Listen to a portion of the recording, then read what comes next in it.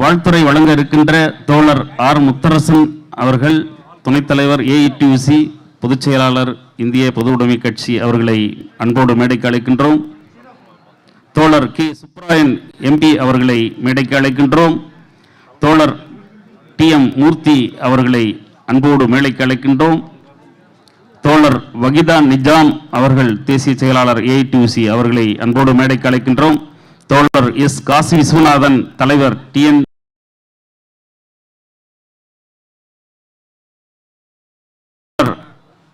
ராதாகிருஷ்ணன் அவர்களை, பொதுச் செயலாளர் TNEWF அவர்களை அன்போடு மேடைக்கு அழைக்கின்றோம். தோழர் கிருஷ்ண போயர் அவர்களை அன்போடு மேடைக்கு அழைக்கின்றோம், பொருளாளர் AFEE. தோழர் சபீமுல்லா, டெபுட்டி ஜெனரல் செக்ரட்டரி FEE அவர்களை அன்போடு மேடைக்கு அழைக்கின்றோம்.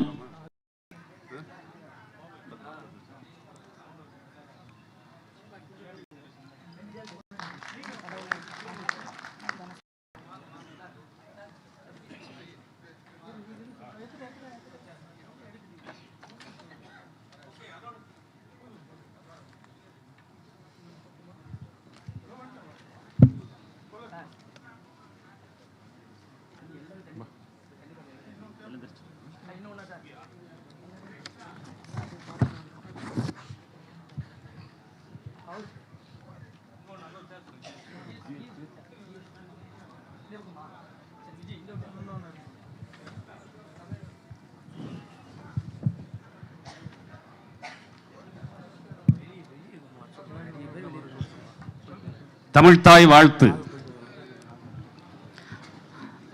நீராறும் கடலொடுத்த நிலமடந்த கெளிலொழுகும் சீராறும் மதனமென திகழ் பரத கண்டமிதில் தெக்கனமும் அதிர்ச்சிறந்த திராவிட நல் திருநாடும் தக்க சிறு பிறை நுதலும் தரித்தனரும் திலகமுனி அத்திலக வாசனை போல் அனைத்துலகும் இன்பமுற எத்திசையும் புகழ் மணக்க இருந்த பெரும் தமிழனங்கே தமிழனங்கே உன் சீரிழமை திறம் இயந்து செயல் மறந்து வாழ்த்துதுமே வாழ்த்துதுமே வாழ்த்துதுமே.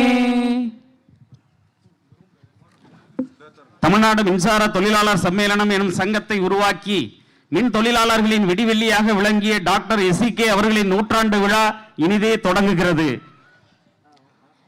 வாழ்வின் பாதைகள் கடுமையாக இருந்தாலும் எண்ணங்கள் எப்போதும் புது வண்ணங்களாக இருக்கட்டும். அறிவு உங்களுக்கு அதிகாரத்தை பெற்றுத்தரலாம், ஆனால் குணம்தான் மரியாதையை பெற்றுத்தரும் என்ற செயலுக்கிணங்க வாழ்ந்த எங்களின் தங்க தலைவர் டாக்டர் S.C.K அவர்களின் நூற்றாண்டு விழாவை தலைமை ஏற்று நடாத்தி தர எங்கள் பாசத்திற்கும் பெருமதிப்பிற்கும் உரிய தலைவர் தோழர் M. தனசேகர், தமிழ்நாடு மின்சார தொழிலாளர் சம்மேளனம் அவர்களை அன்புடன் சொல்லுகிறேன்.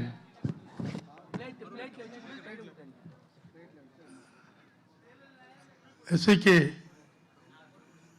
நூற்றாண்டு விழாவிற்கு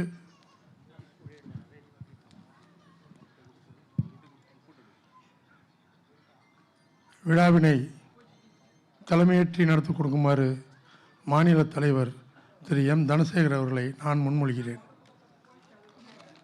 நான் அதை வழிமொழிகிறேன்.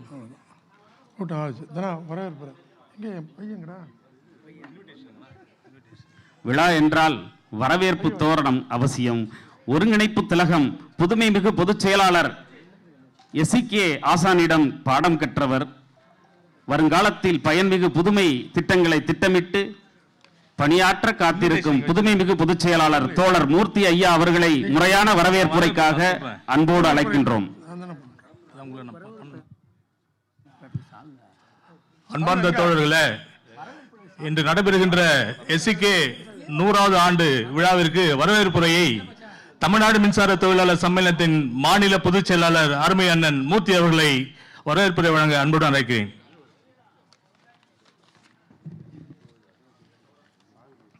அனைவருக்கும் வணக்கம்.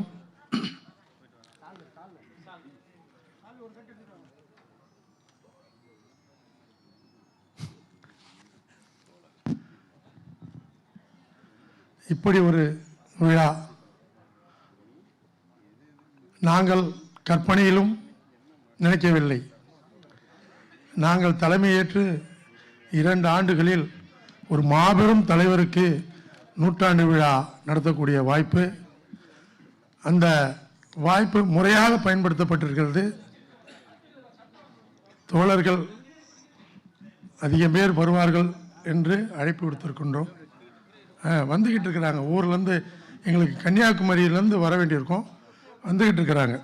இருந்தாலும் எத்தனையோ மனிதர்கள் பிறக்கிறார்கள், மறைகிறார்கள். வாழ்ந்தவர் கோடி மறந்தவர் கோடி, மக்களின் மனதில் நிற்பவர் யார் ஒரு பாடல் வரி இருக்கு. டாக்டர் S.C.K அவர்கள் அதுபோல குறைந்தது ஒரு 60,000-65,000 குடும்பங்களை வாழ வைத்தவர், வாழ்வு கொடுத்தவர். அவர் கொடுத்த அந்த வழிகாட்டுதும் வாழ்வில் வந்தவன் தான் நான். என்னை சுற்றி 10 குடும்பம். அதுபோல அந்த 64,000 தொழிலாளர்களும் ஒரு 1.5 லட்சம் 2 லட்சம் குடும்பங்கள் இருக்கிறது. இது ஏன் நான் சொல்றேன்னா, இந்த மண்ணில் பிறக்கக்கூடிய அனைவருக்கும் அனைத்தும் சமம்பாங்க. யார் வேணாலும் எந்த உயரத்துக்கும் போகலாம், வாய்ப்பு இருக்கு. ஆனால் எத்தனை பேர் 8.5 கோடி பேர் தமிழ்நாட்டில் கட்சி தலைவர்களாக இருக்கிறாங்க. சரியா, நிறைய தலைவர்களுக்கு நூற்றாண்டு கொண்டாடப்படுகிறது. வரவேற்புரை வழங்குகின்ற நமது பொதுச் செயலாளர் அவர்களுக்கு இப்பொழுது பொன்னாடை போர்த்தப்படுகிறது. போத்துங்க. இது ஏன் போட்டீங்க? விழாக்குழு சார்பாக பொருத்தப்படுகிறது. அதுபோல் மாறிடும் பேச்சு. ஓகே. அதனால அப்பேற்பட்ட ஒரு மகான், அவரவர்கள் மனசில் அவருக்கு ஒரு பேர் கொடுத்துருப்போம். நான் என்னுடைய தலைவனாகவும் வணங்குற தெய்வமாக கூட நான் கொஞ்சம் மிகைப்படுத்தி கூட நான் பார்த்துருக்கேன் அவரை. ஏன்னா இந்த வாரியத்தில் எல்லாரும் இங்கே வந்திருக்கிறவங்கெல்லாம் எத்தனை பேர் 70, 69 தெரியாது. அவர்கள் அந்த வேலையில் சேரும்போது எதுவுமே தெரியாது. எனக்கு கூட எந்த வேலை என்ன எதுவுமே தெரியாது. நாங்கள் எங்கேயோ ஒரு மூலையில் கிடந்தோம். எங்களை பற்றி, என்னை போன்ற ஒரு 60,000 பேரை பற்றி, இவர்கள் வாழ்வு எவ்வாறு இருக்க வேண்டும், எவ்வாறு அமைய வேண்டும் என்ற ஒரு மனதில் கற்பனை. இப்போ ஒன்றுமே இல்லை. இந்த விழா நடத்துவதற்கு 1.5 மாதங்களாக நான் தலைவர்லாம் போராடிட்டு இருக்கோம். ஒவ்வொரு நாள் இரவும் 12 மணிக்கு. நாங்கள் அதை பற்றி கவலைப்படுறதில்லை. எங்களுடைய உழைப்பை அவர் வழியில் வந்ததனால் முழுவதுமாக நாங்கள் கொடுத்து விட்டோம். வர வேண்டியது அவர்கள் கடமை. அதுபோல அவர்களை S.C.K அவர்களை நினைக்காத மனங்கள் மின்வாரியத்தில் இருக்காது. இந்த தலைமுறையில், இந்த நூற்றாண்டில். காலையில் கூட என்கிட்ட ஒரு DSP ஃபோனில் கேட்டார், மணி 6 மணிக்கு, என்னங்க S.C.K போட்டிருக்கே, அவர் யாருன்னு கேட்டாங்க. இல்லைங்க, அவர் ஒரு பிதாமகன். அவர் தாங்க இந்த மின்வாரியத்தை தொழிலாளர்களுக்கும் வாழ்வு கொடுத்தவர், மின்வாரியத்தையும் இன்னைக்கு இருக்கிற இந்த உயர்ந்த நிலைக்கு கொண்டுட்டு வந்ததில் அவருக்கு அதிக பங்கு அப்படின்னு சொல்லிட்டு காலையில் சொன்னேன். தெரியலைங்க, வெறும் S.C.K இருந்தது, மேலே கேட்டாங்க அப்படின்னாரு. ஸோ எல்லார் மனதிலையும் S.C.K, இங்கே வந்திருக்கின்ற எல்லார் மனதிலும் S.C.K. அவருக்கு இந்த விழா கொண்டாடுவதில் பெருமை அடைகிறோம். வரவேற்புரையாக இந்த கூட்டத்தின் தலைவர் திரு தனசேகர் அவர்களையும், தோழர் திரு M. தனசேகர் அவர்களையும், தோழர் என்னுடைய ஆசான்னு சொல்லலாம். எனக்கு நான் இந்த இடத்துல வந்து நிற்கிறேன்னா அதுக்கு தோழர் V.R. தான் காரணம். நிற்கிறது மட்டுமல்ல, இந்த இயக்கத்தை இந்த அளவுக்கு அவருக்கு ஐயாவுக்கு தெரியும், இந்த அளவுக்கு ஒரு கடுமையாக இல்லாமல் ஒரு மேம்போக்காக கொண்டாந்து இன்னைக்கு இந்த இடத்துல ஆரம்பிச்சிருக்கோன்னா அது அவர் தான். ஐயா V.R. தோழர் V.R. அவர்களையும், கௌரவ தலைவர் ஃபெடரேஷனில் இருக்காங்க, அவர்களையும், மாநில பொருளாளர் தோழர் N. அருதாஸ் அவர்களையும், சம்மேளன கொடியேற்றி சிறப்புரை ஆற்ற அமர்ந்திருக்கும் தோழர் மோகன் சர்மாஜி அவர்களையும், AITC கொடியேற்றி சிறப்புரை ஆற்ற இருக்கின்ற தோழர் Amarjit Kaur, general secretary all India AITC அவர்களையும், பல வேலைகளுக்கு இடையிலே தமிழ்நாட்டில் ஏகப்பட்ட பிரச்சனைகள் அங்கொன்றும் இங்கொன்றுமாக இருக்கின்ற சூழலில் எங்களுடைய அன்பான அழைப்பை ஏற்று இங்கே வந்திருக்கின்ற தோழர் R. முத்தரசன், துணைத் தலைவர் AITC அவர்களையும், தோழர் K. சுப்பராயன் MP அவர்களுக்கு அழைப்பு விடுத்திருந்தோம். அவர் பார்லிமெண்ட்ல ஒரு கூட்டத்துக்கு தலைவராக போயிட்டதுனால அவர் வர முடியல. இருந்தாலும் அவர்களையும், தோழர் ஏஐடியூசியில் என் பேரும் அவர் பேரும் ஒன்று, ரொம்ப அதிகமாக நாங்கள் பேசிக்குவோம். தோழர் எனக்கு தெரியலன்னா தோழர் அவர்கிட்ட கேட்பேன்.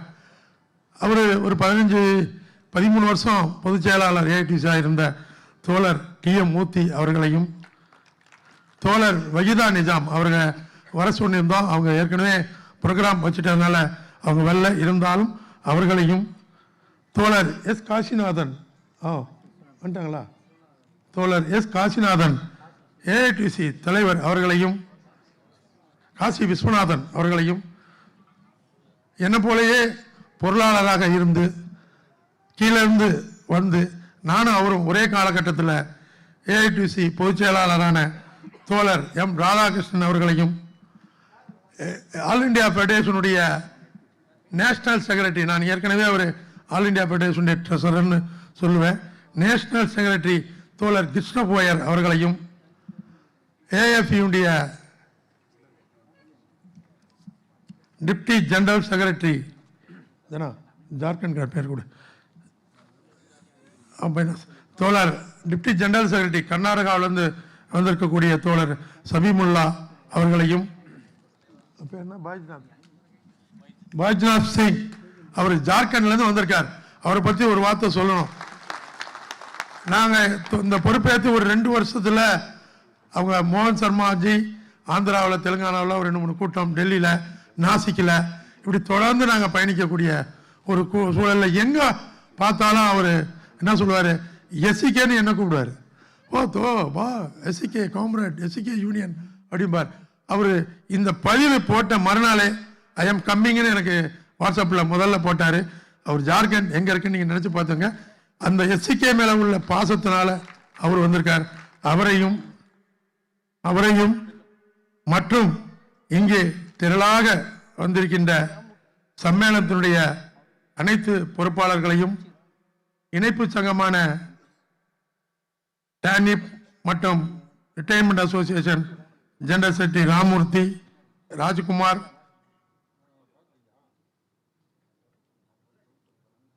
அவர் பேர் என்னப்பா, சுகுமார், அண்ணன் சுகுமார் அவர்களையும் மட்டுமல்ல தோழர் T. ரவி ஏஐடிசி எல்லாமே அவங்க S.C.K மேல வைத்திருந்த ஒரு பாசம், பழக்கம், அவங்களுக்குமான பழக்கம். இப்படி இங்கே வந்திருக்கின்ற அனைத்து தோழர்களுக்கும் தோழியர்களுக்கும் இங்கே சிறப்பாக இதை காம்பேர் பண்ணுறாங்க 2 பேர். அது புது மாதிரியாக நாங்கள் ஆரம்பித்தோம். ஸோ இப்படி எங்களால் முடிஞ்ச சின்ன இதில் அவர் சொன்ன மாதிரி சின்ன ஒரு விஷயங்களை ஊற்றிருக்கோம்.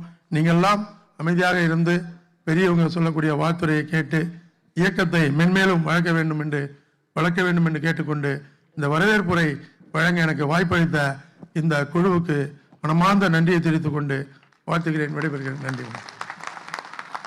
நரம்பெல்லாம் நாணை கட்டி நம்பிக்கை முரசு கொட்டி வடகோடி முதல் தென்கோடி வரை வாழுகின்ற பல கோடி வாரிய தொழிலாளர்களின் குடும்பங்களின் மனதில் தங்க சிம்மாசனமிட்டு அமர்ந்திருக்கும் டாக்டர் S.C.K அவர்களுக்கு சிறப்பானதொரு 100ஆண்டு விழாவை ஏற்பாடு செய்து இவ்வியக்கத்தை வழிநடத்திக் கொண்டிருக்கும் எங்களுடைய பாசத்திற்குரிய பொதுச் செயலாளருக்கு நன்றிகளை தெரிவித்துக் கொள்கின்றேன். இந்த விழாவில் நிகழ்ச்சி தொகுப்பிற்கு எனக்கும் வாய்ப்பளித்ததற்கு இத்தருணத்தில் நன்றிகளை தெரிவித்துக் கொள்ள கடமைப்பட்டிருக்கிறேன். நன்றி.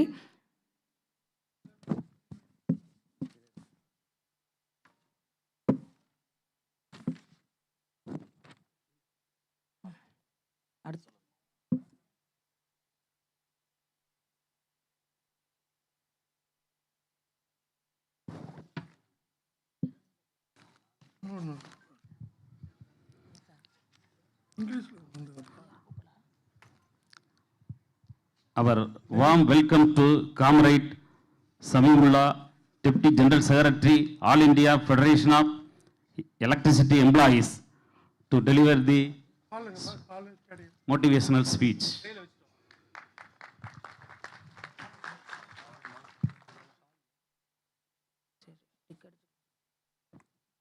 இப்பொழுது நமது விருந்தினருக்கு பொன்னாடை போர்த்தி சிறப்பு செய்யப்படுகிறது. வெளிமாநிலங்களிலிருந்து வருகை தந்திருக்கின்ற தொழிற்சங்க தலைவர்களை நமது கைதட்டல் மூலம் அவர்களை உற்சாகப்படுத்துவோம்.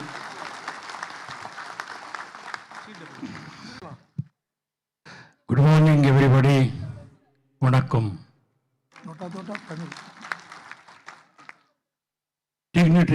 dais, and my beloved brothers and sisters of the electricity department in Chennai and Tamil Nadu. Indeed, this is a very special occasion.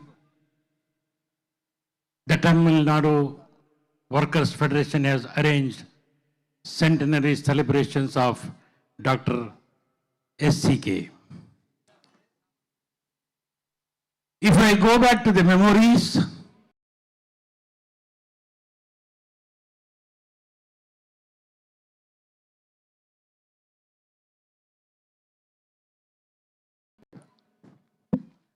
Dr. Krishnan is not new to Karnataka and Bangalore.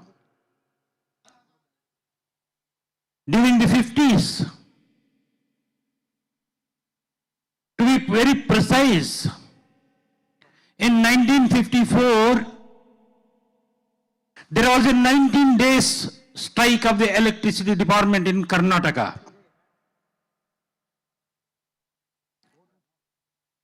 During those days, there were hardly 6,000 permanent employees and 7,000 temporary staff working in Karnataka.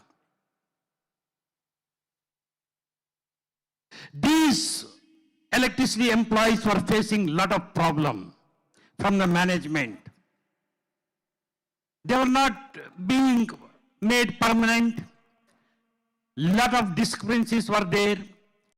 You will be astonished to know that the basic pay of electricity employees in 1954 was mere 30 rupees per month.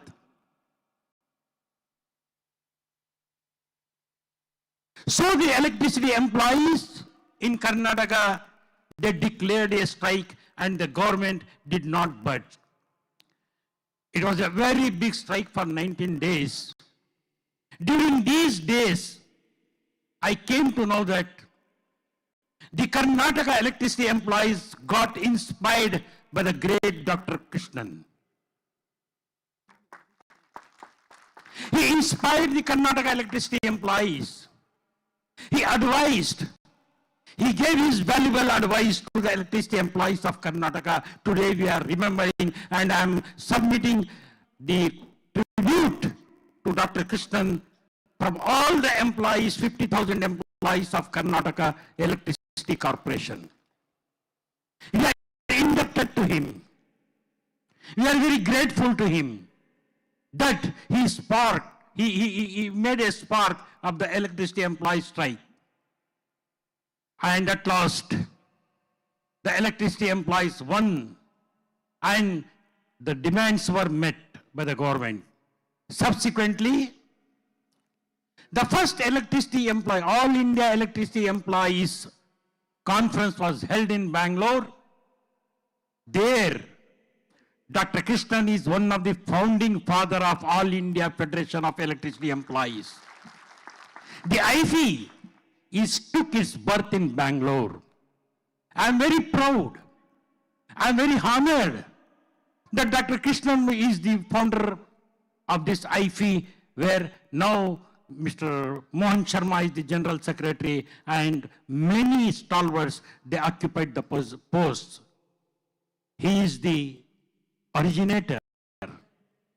He ignited the spark of this IFE. So, on behalf of Karnataka Electricity Employees Union, Federation and all that, I congratulate everybody. I congratulate especially the Tamil Nadu Workers Federation office bearers for conducting this huge meeting, and they have invited me to be a participant in this meeting. I am very honored. Thank you very much. Thank you, comrade. Motivational speech for our young leaders. Thank you very much. Next, we are invite comrade. இப்பொழுது அவருக்கான கேடயம் நினைவு பரிசு வழங்க இருக்கிறோம். பொறுப்பாளர்கள், மாநில பொறுப்பாளர்கள் நினைவு கேடயம் வழங்கி கொண்டிருக்கிறார்கள். Thank you very much. Next, we are invite comrade Krishna Boyar. National Secretary, All India Federation of Employees Federation. Tamil Nadu electricity employees federation के डॉक्टर S.C. कृष्णन, इनके 100 साल के सेंचुरी में डायस पे उपस्थित सभी हमारे all India trade union congress के सभी national leaders, general secretary comrade Amarjeet Kaur, Tamil Nadu के साथी comrade Murthy, all India federation of electricity employees के general secretary comrade Mohan Sharma ji और डायस पर उपस्थित सभी हमारे साथी बिजली कर्मचारियों, விருந்தினருக்கு நமது பொன்னாடை நமது மாநில பொறுப்பாளர்களால் வழங்கப்படுகிறது. அவருக்கான நினைவு கேடயத்தை நமது பொறுப்பாளர்கள் அன்போடு வழங்குகிறார்கள் உங்களின் பலத்த கைதட்டலோடு.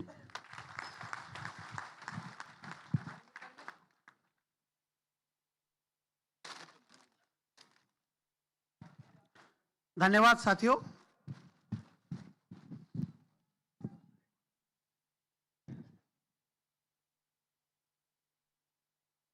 मुझे खुशी हो रही है, मैं महाराष्ट्र के तमाम 86,000 बिजली कर्मचारी, अभियंता, अधिकारियों के तरफ से इस 100 साल के सेंचुरी के लिए डॉक्टर A.C. कृष्णन, जो कि तमिलनाडु से थे बल्कि हिंदुस्तान के हर इलेक्ट्रिसिटी सेक्टर के मजदूर को इकट्ठा करके कॉमरेड बर्धन और कॉमरेड तिवारी के साथ उन्होंने all India federation of electricity employees का गठन किया।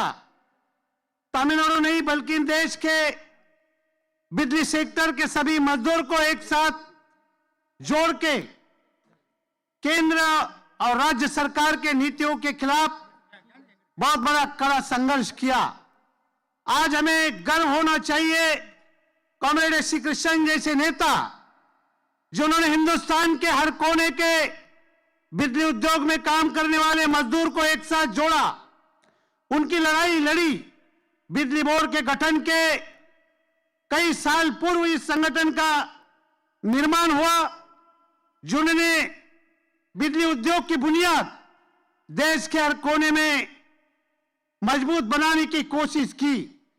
बिजली उद्योग को बढ़ाने के साथ साथ बिजली के उद्योग में काम करने वाले लाखों मजदूर और अभियंताओं को भी साथ में जोड़कर उनके बुनियादी मांगों को हासिल करने के लिए बहुत साल तक कड़ा संघर्ष किया। आज वो हमारे बीच में मौजूद नहीं है, मगर उन्होंने जो नींव रखी थी ट्रेड यूनियन मूवमेंट की, वो एक हमारे लिए सीख है। उनके दिए हुए रास्ते पे चलने की आज जरूरत है।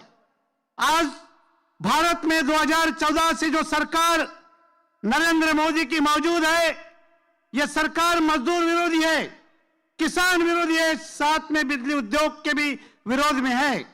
कई बार इस सरकार ने प्रयास किया कि बिजली उद्योग का निजीकरण किया जाए, चंद पूंजीपतिवादियों को इस उद्योग की धाराएं सौंपी जाए, मगर हमारा अपना संगठन जो कि all India federation of electricity employees के नाम से जाना जाता है, इन्होंने सरकार कोई भी पार्टी को, चाहे कांग्रेस हो, बीजेपी हो या एनडी की हो, यूपीए की हो, हर सरकार की नीति जो हमारे कर्मचारियों के विरोध में बनती थी, इसका पुनर्जोर विरोध किया, कड़ा विरोध किया।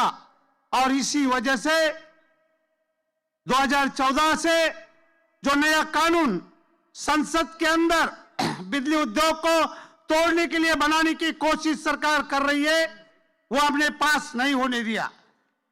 इसके लिए हमारी एकजुटता, हमारे संगठन की मजबूती, ये कामयाबी की तरफ लेने के लिए हमको मदद की। हमने all India power electricity employees association के साथ साथ national coordination committee employees and engineer का गठन किया।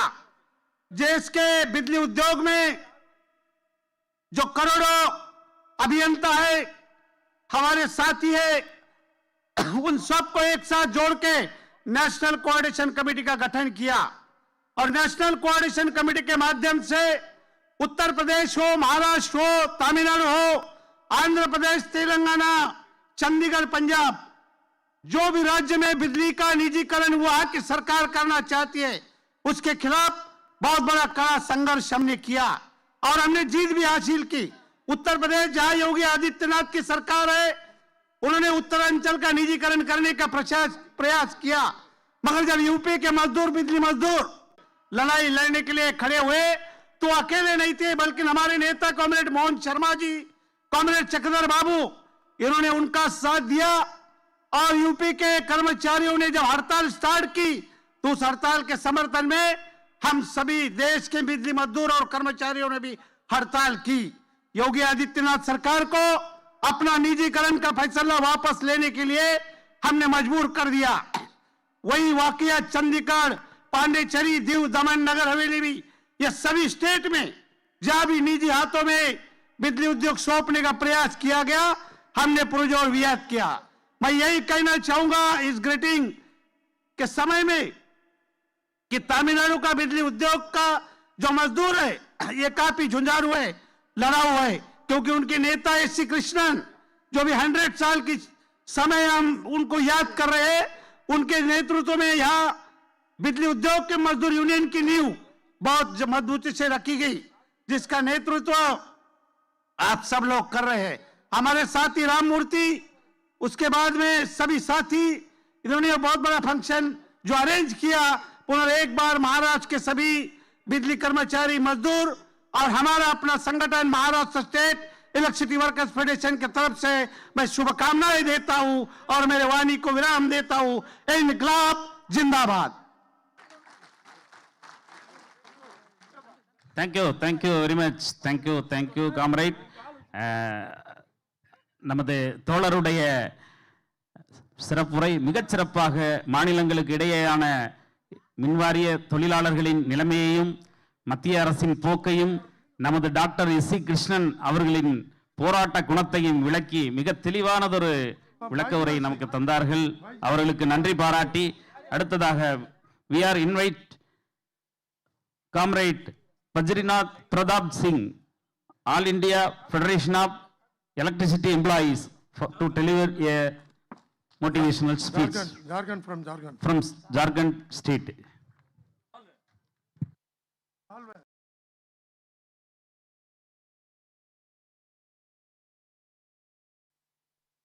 நமது சிறப்பு விருந்தினருக்கு பொன்னாடை போர்த்தி சிறப்பிக்கப்படுகிறது.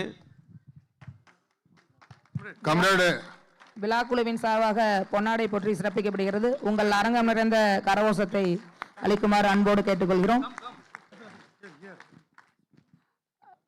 விழாக்குழுவினரால் நினைவு கோப்பை வழங்கப்படுகிறது, நினைவு கேடயம் வழங்கப்படுகிறது. அனைவரின் கரகோஷத்தையும் எழுப்புமாறு அன்போடு கேட்டுக்கொள்கிறோம்.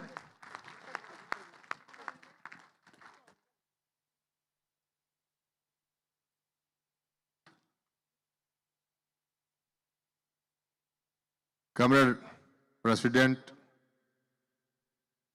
AITUC के general secretary Amarjeet Kaur, all India federation of electricity employees के general secretary comrade Mohan Sharma, Tamil Nadu AITUC के कॉमरेड्स,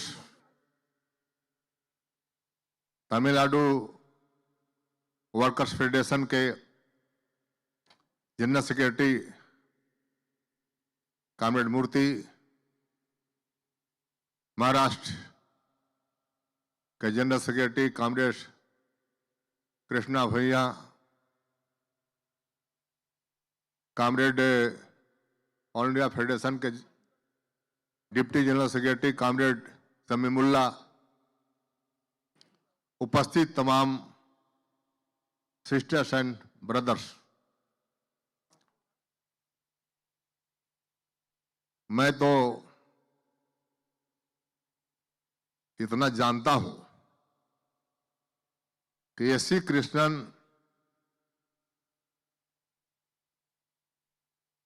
पूरे हिंदुस्तान के बिजली मजदूरों के ही नेता नहीं थे, एक ट्वाइलिंग मासेज के नेता थे। तमाम समाज के नीचे तबके के दबे कुचले मजदूरों के नेता थे। इन्होंने ना तमिलनाडु फेडरेशन का फाउंडर मेंबर थे, बल्कि ऑल इंडिया फेडरेशन के भी फाउंडर मेंबर थे। इन्होंने ऑल इंडिया फेडरेशन के विभिन्न पदों पर काम किया। बहुत दिनों तक जनरल सेक्रेटरी रहे ऑल इंडिया फेडरेशन एम्प्लॉइज के। इन्होंने बहुत दिनों तक फेडरेशन के प्रेसिडेंट रहे। बहुत दिनों तक ये डिप्टी जनरल सेक्रेटरी रहे फेडरेशन के। इनके लिए स्पेशल जब जनरल सेक्रेटरी अभिवर्धन हुए तो इनके लिए स्पेशल कार्यकारी अध्यक्ष का पोस्ट इनके लिए स्पेशल इनके लिए क्रिएट किया गया। और जब तक इनके लिए हुआ कि जब तक ये रहेंगे कार्यकारी पोस्ट इनके लिए रहेगा, इनके बाद कार्यकारी पोस्ट खत्म हो जाएगा। इसका मतलब से है एक हमारे मजदूरों के बहुत बड़े नेता तमिलनाडु के ही नहीं पूरे देश के थे। तमिलनाडु मजदूरों का बहुत सेक्रीफाइस है। जब फेडरेशन के नेता थे उस समय से ही हमारा इंडियन पावर वर्कर्स तमिलनाडु से पब्लिश होता था। उस समय उनका मेरा नाम याद नहीं है। फेडरेशन के जो कैशियर थे वो पूरा मोछ वाले फिगर, टॉल फिगर, उनको मुझे याद है। तो बहुत अच्छे कैशियर ही नहीं थे, बहुत अच्छे राइटर थे। इंडियन पावर वर्कर्स के पब्लिकेशन में उनका बहुत बड़ा योगदान रहता था। मुझे यह भी याद है 2 सम्मेलन यहां हुए फेडरेशन का। एक सेलम में सम्मेलन हुआ, मैं भी उसमें भाग लिया था, अटेंड किया था। एक सम्मेलन यहां प्रॉपर मद्रास में हुआ। और सो मेनी वर्किंग कमिटी का मीटिंग जब कहीं नहीं होता था तो S.C. कृष्णन कहते थे आ जाओ तमिलनाडु में, आ जाओ मद्रास में, मैं यहां वर्किंग कमेटी का मीटिंग कर लूंगा। तो उनमें ये कैपेसिटी था। मैं देखा है यहां के मैनेजमेंट को बिना हड़ताल के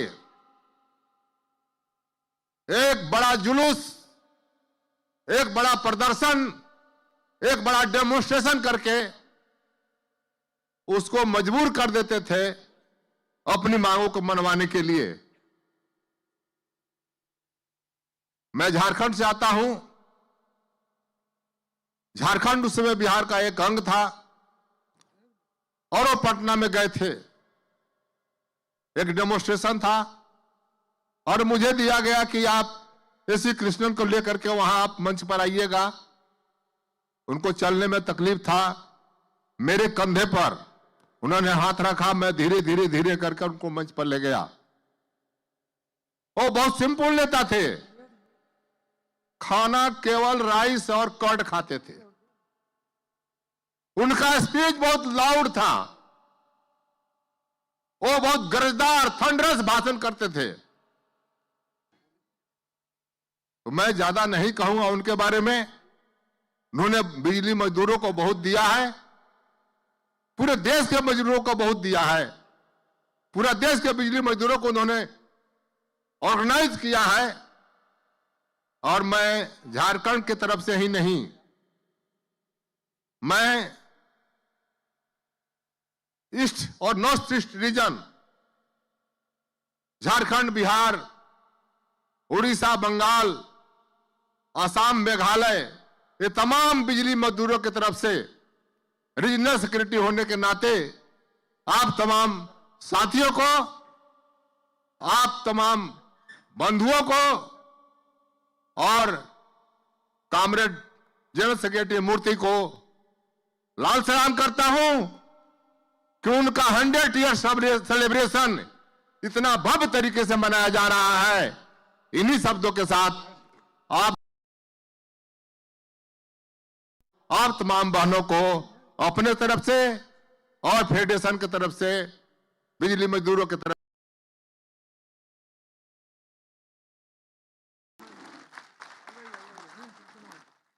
தேங்க்யூ காம்ரேட். மிக அருமையாக மாநிலங்களுக்கு இடையே உள்ள மின்வாரியங்களின் நிலைமைகளையும் தொழிற்சங்க தலைவர்களின் கடமைகளையும் மிகச்சிறப்பாக எடுத்துரைத்தார். நன்றி. Thank you comrade. தேங்க்யூ. அடுத்ததாக தமிழ்நாடு ஏஐடியூசி தலைவர் தோழர் S.K. விஸ்வநாதன் அவர்களை வாழ்த்துரை வழங்க அன்போடு கேட்டுக்கொள்கின்றோம். அவர்களுக்கான பொன்னாடை போர்த்துதலை நமது விழா குழுவினர் இப்பொழுது நிகழ்த்துகிறார்கள்.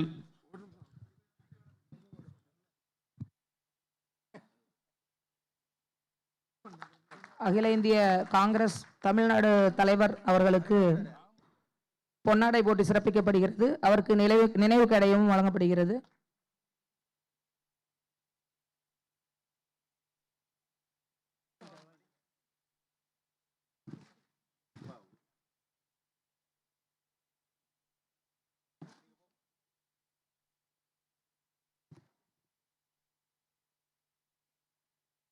எங்களுடைய மரியாதைக்குரிய தலைவர், தொழிலாளி வர்க்கத்தினுடைய மிகுந்த போற்றுதலுக்கும் மரியாதைக்கும் உரிய தலைவர், மின்சார தொழிலாளர்களின் வாழ்க்கையிலே இருண்டு கிடக்கின்ற நிலையை மாற்றி மின்சார ஒளியை பாய்ச்சிய தலைவர் அருமை தோழர் S.C.K என்று நம்மால் அழைக்கப்படுகின்ற S.C. கிருஷ்ணன் அவர்களுடைய நூற்றாண்டு விழா என்பது மிகுந்த மகிழ்ச்சியையும் அதே நேரத்தில் பல்வேறு கடமைகளையும் நமக்கு நினைவுபடுத்தக்கூடிய விழாவாக இது அமைந்திருக்கின்றது. இந்த விழாவிற்கு மரியாதைக்குரிய சம்மேளனத்தினுடைய தலைவர் தனசேகர் அவர்கள் தலைமை தாங்குகின்றார்கள். நாம் மிகுந்த மரியாதையோடு போற்றுதலுக்குரிய நம்மோடு இரண்டரை கலந்து நம்மோடு இன்றைக்கும் பணியாற்றி கொண்டிருக்கின்ற அருமை தோழர் ராமச்சந்திரன் அவர்களும், மரியாதைக்குரிய மாநில பொருளாளர் அருள்தாஸ் அவர்களும் முன்னிலை வகிக்கின்றார்கள். இந்த சிறப்பான நிகழ்ச்சியிலே பங்கேற்பதற்காக ஏஐடிசியினுடைய அகில இந்திய பொதுச் செயலாளர் மரியாதைக்குரிய தோழர் அமிர்ஜித் கவுர் அவர்கள் இங்கே வருகை தந்திருக்கின்றார்கள். ஏஐடிசியினுடைய பொதுச் செயலாளர் அமிர்ஜித் கவுர் அவர்களை தமிழ்நாடு ஏஐடியூசியின் சார்பாக வரவேற்பதிலே நாங்கள் மிகுந்த மகிழ்ச்சியை அடைகின்றோம். அதே போன்று நம்முடைய மரியாதைக்குரிய மாநில செயலாளர் தோழர் இரா முத்தரசன் அவர்களும் வருகை தந்திருக்கின்றார்கள். மின்சார தொழிலாளர்களுடைய போற்றுதலுக்குரிய அகில இந்திய தலைவர்கள் வருகை தந்திருக்கின்றார்கள். தமிழ்நாடு முழுவதிலும் இருந்து தோழர்கள் வருகை தந்திருக்கின்றீர்கள். நாம் ஒன்றை நினைத்து பார்க்கின்றோம். தோழர் S.C. கிருஷ்ணன் இன்றைக்கும் நம்மோடுதான் வாழ்ந்து கொண்டிருக்கின்றார். நம்மோடுதான் நினைவிலே மட்டுமல்ல, செயலிலே ஒவ்வொரு அணுவிலேயும் S.C. கிருஷ்ணன் வாழ்ந்து கொண்டிருக்கின்றார். S.C. கிருஷ்ணனுடைய வாழ்க்கையை நாம் சற்று திரும்பி பார்த்தோம் என்றால் அது சாதாரண வாழ்க்கை அல்ல. படிக்கின்ற காலத்திலேயே அவர் வேறு எங்கோ பிறந்தவர் என்று சொல்ல முடியாது. சதுரங்கப்பட்டினம் சீனிவாச ஐயா கிருஷ்ணன் அவர்கள் பிறந்தது என்பது சென்னை மாநகரில் தான். இந்த சென்னையிலே பிறந்த அந்த மாபெரும் தலைவர் ஒரு தியாக வாழ்க்கையை மேற்கொள்வதற்கு முன்னால் அவர்கள் பட்ட துயரங்கள், துன்பங்கள், போராட்டங்கள் அவை சாதாரணமானவை அல்ல. பச்சையப்பா கல்லூரியிலே படிக்கின்றார். படிக்கின்ற பொழுது அவர் அதற்கு முன்னால் ஒரு எளிய குடும்பத்திலே பிறந்தாலும் படிக்கின்ற பொழுது அவருடைய நோக்கம், நாட்டம் எங்கே வருகின்றது என்றால் PC ஜோஷி எழுதிய ஒரு புத்தகத்திலே இருந்து அவருடைய பயணம் தொடங்குகிறது. மார்க்ஸை தேடுகின்றார், ஏங்கல்ஸை தேடுகின்றார். அவரோடு சக தோழர்களாக, தனக்குள்ள வழிகாட்டுதல் தோழர்களாக இந்த சென்னை மாநகரத்தினுடைய தொழிலாளி வர்க்கத்தின் தலைவர்கள் நிற்கின்றார்கள். ஒரு பச்சையப்பா கல்லூரியில் படிக்கும் பொழுது அவர் கம்யூனிஸ்ட் கட்சியில் சேரணுங்கிறதுக்காக நேரடியாக சென்று பார்க்கிறார். பாலதண்டாயத்தை சந்திக்கின்றார், CS சுப்பிரமணியத்தை சந்திக்கின்றார், கம்யூனிஸ்ட் தலைவர்களை சந்திக்கின்ற பொழுது அவர் மிக சின்னஞ்சிறு மாணவன், 19 வயது மாணவன், கல்லூரியிலே BA படித்துக் கொண்டிருக்கக்கூடிய மாணவன். அவனை பாலதண்டாயுதம் CS சுப்பிரமணியம் இவர்கள் வழிகாட்டுகிறார்கள். நீங்கள் மாணவர் இயக்கத்திலே பணியாற்றுங்கள். மாணவர் இயக்கத்திலே பணியாற்ற தொடங்குகின்றார். அப்பொழுது அவருடைய படிப்பு என்பது கூடிக்கொண்டே இருக்கின்றது. லயோலா கல்லூரியிலே படிக்கின்ற பொழுது அங்கே இருக்கின்ற அந்த அருட்தந்தை வழிகாட்டுகின்றார். இவர்களுடைய வழிகாட்டுதலோடு மட்டுமல்ல, NCBH-னுடைய மிகப்பெரிய தலைவராக இருந்த வி. ராதாகிருஷ்ணன் சமீபத்திலே தான் மறைந்தார். அவரும் அவருக்கு வழிகாட்டுகின்றார். இவர்களுடைய வழிகாட்டுதலிலே ஸ்டூடெண்ட்ஸ் என்று சொல்லக்கூடிய ஒரு பத்திரிகையை நீங்கள் கொண்டு மாணவர்களிடம் விற்பனை செய்யுங்கள் என்று சொல்லுகிறார்கள். தடை செய்யப்பட்ட பத்திரிகை சென்று விற்பனை செய்கின்றார். அதனுடைய தொடர்ச்சியாக தோழர் S.C.K பிராட்வேயிலே இருக்கின்ற பகத் ஹவுஸை பார்த்தால் தெரியும். துறைமுக தொழிலாளர்களை அணிதிரட்டினார், துறைமுக தொழிலாளர்களை ஒன்றுபடுத்தினார். அப்பொழுது அவர்கள் வேலை பிரிவினையை செய்து கொண்டார்கள். தோழர்களே, தோழர் P. சீனிவாசராவ் தஞ்சை தரணியிலே நான் விவசாயிகளை, விவசாய தொழிலாளர்களை, சாணிப்பால் சவுக்கடி கொடுக்கப்பட்ட அந்த விவசாய தொழிலாளர்களை அணிதிரட்டுகின்றேன் என்று சென்றார். அந்த தொழிலாளர்களை அணிதிரட்டினார், வென்றார். அடிமை தலைகளாக, அடிமை தலையில்லை, நாங்கள் எழுந்து நிற்போம் என்று தஞ்சை தரணியினுடைய விவசாயிகள் அணிதிரட்டப்பட்டது இந்த இயக்கம் எடுத்த முடிவுதான்.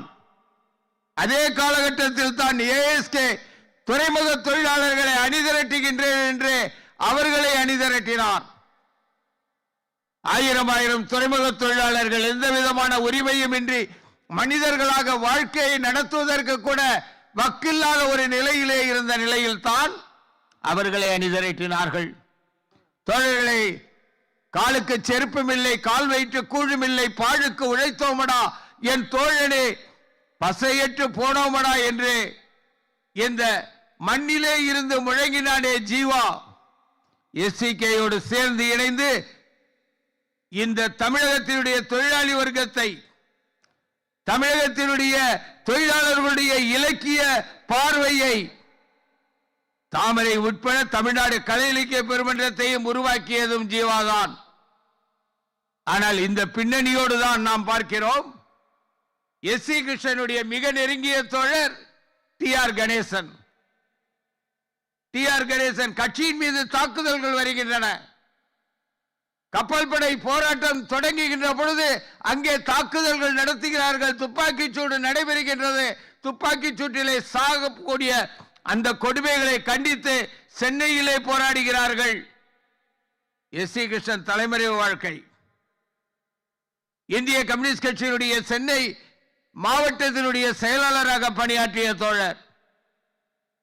அவ்வளவு பெரிய கொடுமைகளுக்கு நடுவிலே பல்வேறு விதமான தலைவரை வாழ்க்கை, சித்திரவதை வாழ்க்கை, ஜெயில் வாழ்க்கை அனைத்தையும் அனுபவித்த தலைவர் தான் S.C. கிருஷ்ணன். T.R. கணேசன் அவர்களும் பேசுகிறார். தொழிலாளர்களை அணிதிரட்ட வேண்டும். ASK ஒரு முயற்சியில் ஈடுபட்டுள்ளார். தஞ்சையினுடைய சீனிவாசராவ், PS சீனிவாசராவ் அங்கே விவசாய தொழிலாளர்களை, விவசாயிகளை அணிதிரட்டுகிறார். தமிழ்நாட்டிலே பேசின் பிரிட்ஜிலே இருக்கக்கூடிய மின்சார தொழிலாளர்கள், அனல் நடுவிலே வெந்து தத்தளித்துக் கொண்டிருக்கின்ற அந்த மின்சார தொழிலாளர்கள், இவர்களை அணிதிரட்டுவோம் என்று பேசின் பிரிட்ஜ் தொழிலாளர்களை முதலிலே அணிதிரட்டிய பெருமை S.C. கிருஷ்ணனுக்கு தான் சாரம். ஜாம்பே தொழிலாளர்களை அணிதிரட்டினார், ஆனால் முடிவெடுத்தார்.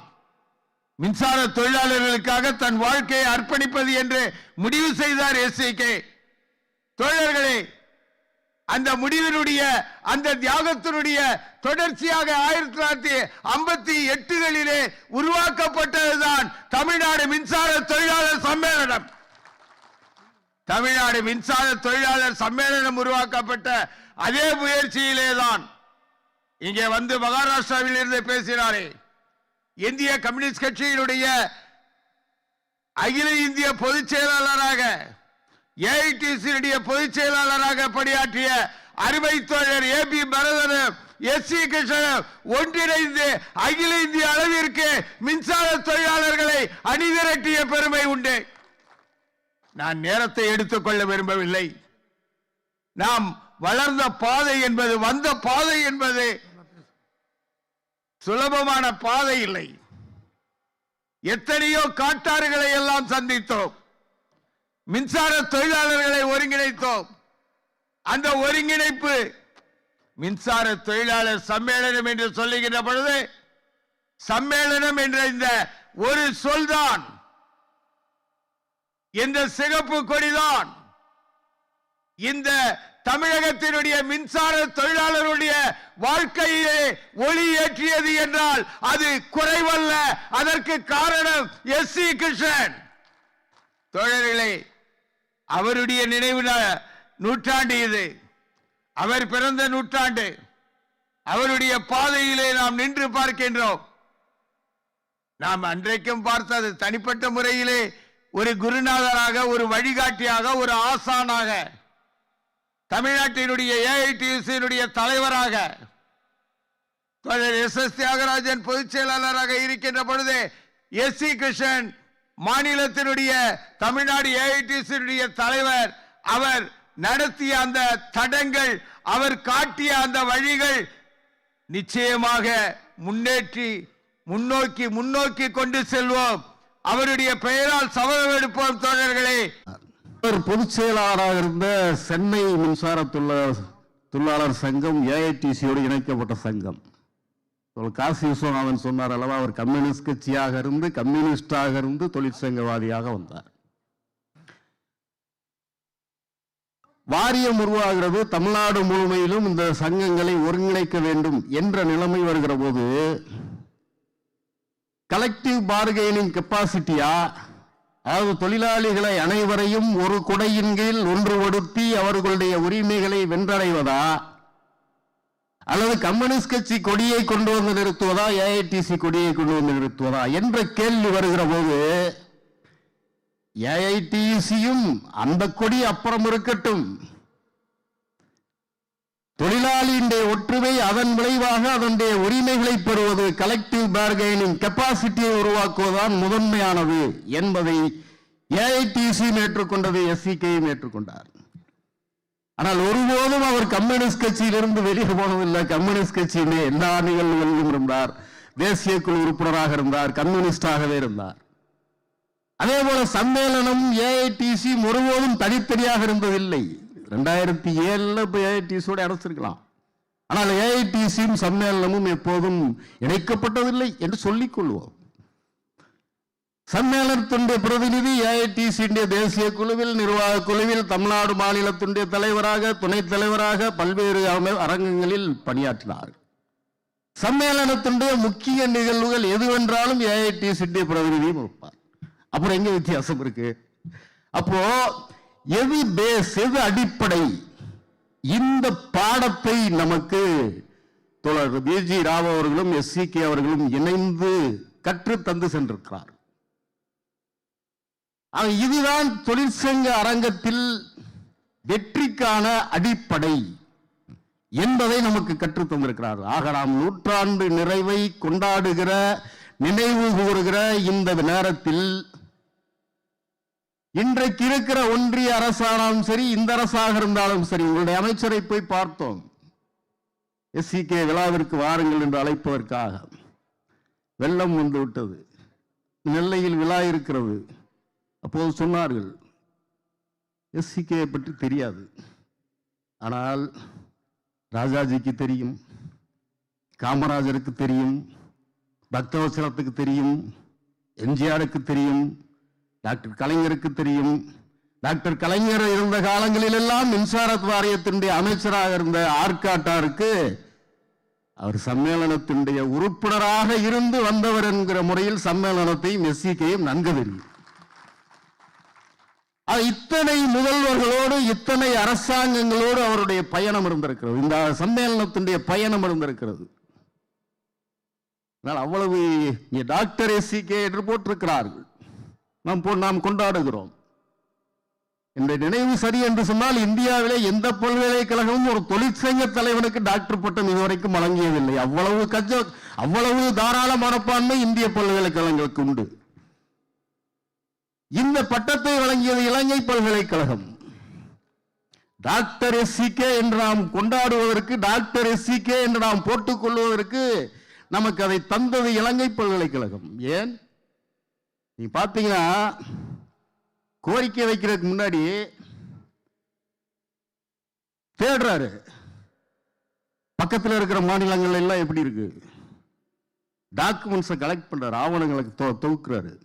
ஆந்திராவில் எப்படி இருக்கு, ராஜா இங்க வந்திருக்காங்கல்ல, இவங்கெல்லாம் வந்து இணைந்து ஒருவருக்கு பரிமாறிக்கொண்டு தரவுகளை பங்கிட்டு கொண்டு கோரிக்கை வைத்தவர்கள். இந்தியாவோட நிறுத்தல, உலகம் பூரா தேடுறாரு. முதல் மாநாடு மதுரையில் நடக்குது 58, 59 நினைக்கிறேன். இந்தியாவுக்கு வெளியில இருந்து 7 நாடுகள்ல இருந்து வாழ்த்து செய்தி வந்திருக்குங்க. அப்படின்னா உலகம் பூராம் இருக்கிற மின்சார தொழிலாளர்களுடைய வாழ்நிலைக்கு என்ன உரிமைகளை அவர்கள் பெற்றிருக்கிறார்கள், அதை அடிப்படையாக கொண்டு இங்கே என்ன கோரிக்கையை வடிப்பது என்று தேடி இருக்கிறார். அது ஒரு சர்வதேச அளவில் இந்த தமிழ்நாடு மின்சார தொழிலாளர் சம்மேளனமும் அதனுடைய வெற்றிகளும் நானும் கோரிக்கை வைக்கிறதுக்கு தேவை என்று கேட்டு பகிர்ந்து கொள்ளுகிற அளவிற்கு ஒரு தொடர்பினை ஏற்படுத்தி இந்த அமைப்பை கட்டியமைத்திருக்கிறார், கொண்டு சென்றிருக்கிறார். இது நம்ம பார்க்க முடியுது. அதே மாதிரி நம்ம சொன்னல ஏஐடிசி, கம்யூனிஸ்ட் கட்சி, இதெல்லாம் தாண்டி S.C.K இல்லைன்னு சொன்னா தொழிலாளிக்கு நலன் கிடைக்கும் தான் நான் வெளியே போக தயாரியான்றார். 57 முதல் இந்த முத்தரப்பு குழு, பேச்சுவார்த்தை குழுவில் அரசு தரப்பு அதிகாரி சொல்றாரு, இந்த வெளியாட்கள் இல்லை என்று சொன்னால், இந்த பூச்சாண்டி ரொம்ப காலமா பிடிச்சிட்டு இருக்காங்க, தொழிலாளி தவிர வெளியாட்கள் இந்த தொழிற்சங்கத்தில் இல்லை என்று சொன்னால் நாங்கள் தொழிலாளிகளுக்கு 2 மடங்கு அவர்கள் கேட்பதை விட தந்து விடுவோம். ஓப்பன் லெட்டர் எழுதுறாங்க 2 பேரும் ஜாயிண்ட் ஆக, தோழர் V.G. ராவ் அவர்களும் S.C. கிருஷ்ணன் அவர்களும். நான் 2 பேரும் அப்பா வெளியாளு, நாங்க ரிசைன் பண்ணிட்டு இந்த சங்கத்துல எந்த பொறுப்புல இல்லாம வெளியே போறதுக்கு தயாரு. ஆனா நீ சொன்னதை கொடுத்த அடுத்த நிமிஷம் நாங்க வெளியே போயிடுறோம். ஆக நான் எதற்காக அதை சொல்லுகிறேன் என்று சொன்னால், தொழிலாளியினுடைய உரிமையை வென்றடைவது என்பது ஒன்றுதான் இலக்கு. அந்த இலக்கை சென்றடைவதற்கு எதெல்லாம் தடையோ அதையெல்லாம் தூக்கி எறி என்கிற பாடத்தை நமக்கு கற்றுத் தந்திருக்கிற தலைவர் தோழர் S.C.K. இது இன்றைக்கு இந்திய தொழிற்சங்க இயக்கத்தில், தமிழ்நாட்டினுடைய தொழிற்சங்க இயக்கத்தில் தொழிலாளிகளை அணிதிரட்டுவதற்கு ஒரு அடிப்படை தேவையாக இருக்கிறது. ஏஐடிசி அதற்கான முயற்சிகளில் ஈடுபட்டுக் கொண்டிருக்கிறது. அதனாலதான் 44 சட்டத்தை நாளா சுருக்கி வச்ச மோடி, மின்சார திருத்த சட்டத்தை போட்டு வச்ச மோடி நினைத்த வேகத்தில் அமுல்படுத்த முடியாமல் தடுத்து வைத்திருக்கிறோம். நீ போடவே முடியாது என்று சொல்லக்கூடிய பலம் வேண்டும் என்று சொன்னால், நீ இருக்கவே கூடாது என்று சொல்லக்கூடிய வல்லமை பெற வேண்டும் என்று சொன்னால், உழைக்கிறவனுக்கு உரியதை தராத, அவனை பற்றி சிந்திக்காத அரசாங்கம் ஆட்சியில் இருக்க முடியாது என்று சொல்லுகிற வல்லமையை நாம் பெற வேண்டும் என்று சொன்னால், இந்திய தொழிற்சங்க இயக்கம் தோழர் S.C.K இருக்கிற வழியை மின்சார தொழிலாளர் சங்கங்கள் உட்பட கடைபிடிக்கவே தேவையாக இருக்கிறது. முன்னேறுவோம். வெற்றிவர் S.C.K நாம் எடுத்து சென்றவர்களாக இருக்கும் என்று சொல்லி வாய்ப்புக்கு நன்றி கூறி முடிக்கின்றேன். மந்திர சொல்லாய் இருந்ததை மந்திர சொல்லாக மாற்றியது உன் புள்ளி விவரம்தான் என்றும், ஒவ்வொரு தோழரையும் உரிமைக்காக போராட வில்லாக அம்பாக புறப்படச் செய்ததும் உன் பேச்சுக்கள் தான் என்றும் ஏஐடியூஷனுடைய தேசிய செயலாளர், ஜனசக்தி பத்திரிகையினுடைய ஆசிரியர், பேரன்பிற்குரிய தோழர் T.M. மூர்த்தி அவர்களே, தமிழ்நாடு ஏஐடியூஷனுடைய தலைவர் தோழர் காசி விஸ்வநாதன் அவர்களே, தமிழ்நாடு ஏஐடியூஷனுடைய பொதுச் செயலாளர் தோழர் M. ராதாகிருஷ்ணன் அவர்களே, தோழர் கிருஷ்ணபோயர் அவர்களே, தபிபுல்லா அவர்களே, இந்நிகழ்வில் பங்கெடுத்து சிறப்பித்துக் கொண்டிருக்கிற தமிழ்நாடு ஏஐடியூஷனுடைய கட்டுமான சங்கத்தினுடைய பொதுச் செயலாளர் தோழர் ரவி அவர்களே, மற்றும் சம்மேளனத்தினுடைய நிர்வாகிகளே, தமிழ்நாடு முழுவதும் இருந்து வருகின்றிருக்கிற தொழிலாளர் தோழர்களே, உங்கள் அனைவருக்கும் முதலில் அன்பான வணக்கத்தை தெரிவித்துக் கொள்கிறேன். இந்த நிகழ்ச்சி நடைபெறுகிற இடம் கலைவாணர் S. கிருஷ்ணன் அரங்கம். S. கிருஷ்ணன் அரங்கத்தில் S.C. கிருஷ்ணன் அவர்களுக்கு நூற்றாண்டு விழா நடைபெறுகிறது. முன்னர் பேசிய தோழர்கள் அத்தனை பேரும் S.C.K அவர்களுக்குரிய சிறப்புகளை எல்லாம் மிகச் சிறப்பான முறையில் எடுத்து கூறினார்கள். கண்ணன்னு சொல்லுவாங்கள்ல, கிருஷ்ணனை வெண்ணத்திடந்த கண்ணம்பாங்க, வேறு என்னமோ சொல்லுவாங்க, கடவுளின் பெயர். நம்ம பொதுச் செயலாளர் மூர்த்தி அவரையும் பார்த்தேன், இன்னும் பல பேரையும் பார்த்தேன். எல்லோருமே ஏராளமான பேர் கடவுளின் மீது நம்பிக்கை உள்ளவர்கள் இங்கே அதிகமாக இருக்குங்கிறது அவரவர்கள் நெற்றியிலிட்டு இருக்கிற அடையாளத்தின் மூலமாக தெரிகிறது. அது அவரவருடைய விருப்பங்கள். அந்த விருப்பத்தை நான் குறை கூற விரும்பவில்லை. தண்ணி இருக்கு இருக்கு இருக்கு, அது தொண்டை சரி விட்டு வராது. கடவுள் மீது நம்பிக்கை வைத்திருப்பது, வணங்குவது, ஏற்றுக்கொள்வது அது அவரவருடைய விருப்பம். ஆனால் மின்சார தொழிலாளர், தமிழ்நாட்டில் இருக்கிற மின்சார தொழிலாளர்கள் இன்றைக்கு வேறு பல அமைப்புகளும் இருக்கலாம். அது அவரவருடைய ஜனநாயக உரிமைகள்.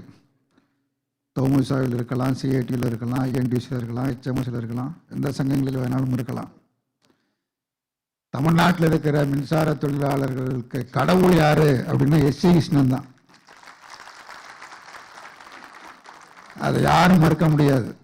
இந்த சங்கத்திலிருந்து வேறு சங்கத்துக்கு சென்றிருந்தாலும் அல்லது வேறு சங்கங்களில் அங்கம் பெற்றிருந்தாலும் எல்லோருக்கும் கடவுள் யாரு, மின்சார தொழிலாளருடைய வாழ்க்கையில் ஒளியேற்றியது யார் என்று சொன்னால் S.C. கிருஷ்ணன் என்பதை எவரும் மறுத்து பேச முடியாது.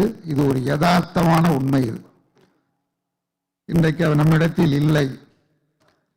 நமக்கு கொடுக்கப்பட்டிருக்கிற இந்த அடையாள அட்டை பேஜில் பூரா பார்த்தீங்கன்னா நடுவில் S.C. கிருஷ்ணன் இருக்கார்.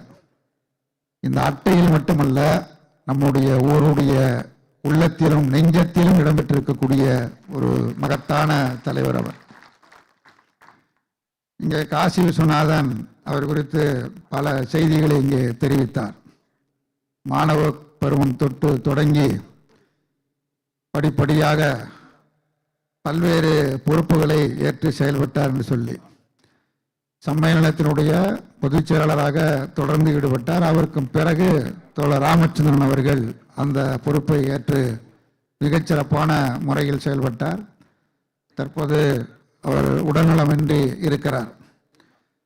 வந்தவரை தான் தெரிஞ்சது அவருடைய துணைவியார் அண்மையில் இயற்கை எய்திவிட்டார்கள் என்கிற செய்தியை தோழர் ரவி அவர்கள் குறிப்பிட்டார்கள். தெரியல, தெரிஞ்சா போயிருக்கலாம். அவர் அந்த பணியை மேற்கொண்டார். இன்றைக்கு மூர்த்தி தனசேகர் போன்ற தோழர்கள் இந்த சம்மேளனத்திற்கு தலைமையேற்று செயல்படுத்தி கொண்டிருக்கிறார்கள். காசி விஸ்வநாதன் குறிப்பிட்டதைப் போல ஏஐடிசியையும் சம்மேளனத்தையும் பிரிக்க முடியாது, ஒன்றோடு ஒன்று இணைந்தது. ஏஐடிசியினுடைய மாநில தலைவராக S.S. தியாகராஜன் அவர்கள் பொதுச்செயலராக நீண்ட காலம் பணியாற்றினார்கள். அதேபோல இந்திய கம்யூனிஸ்ட் கட்சியின் மாநில குழு உறுப்பினராக, மாநில நிர்வாக குழு உறுப்பினராக, மாநில செயற்குழு உறுப்பினராக, மாநில பொருளாளராக, தேசிய குழு உறுப்பினராக S.C. கிருஷ்ணன் அங்கம் வகித்தார். சம்மேளனத்திற்கு ஒரு மிகுந்த செல்வாக்கு உண்டு. சம்மேளனத்தை யாரும் அலட்சியப்படுத்திவிட முடியாது, இயலாது. ஒரு சின்ன சம்பவம், திருத்துறைப்பூண்டின்னு சொன்னாங்க. நான் திருத்துறைப்பூண்டிங்கிறத இங்கே பேச அழைக்கிற பொழுது குறிப்பிட்டு சொன்னாங்க. நான் திருத்துறைப்பூண்டியில் இந்திய கம்யூனிஸ்ட் கட்சியினுடைய நகர செயலாளராக இருந்த பொழுது சம்மேளனம் மிகுந்த செல்வாக்கோடு இருந்தது. தனி அலுவலகம் வைத்து செயல்பட்டார்கள்.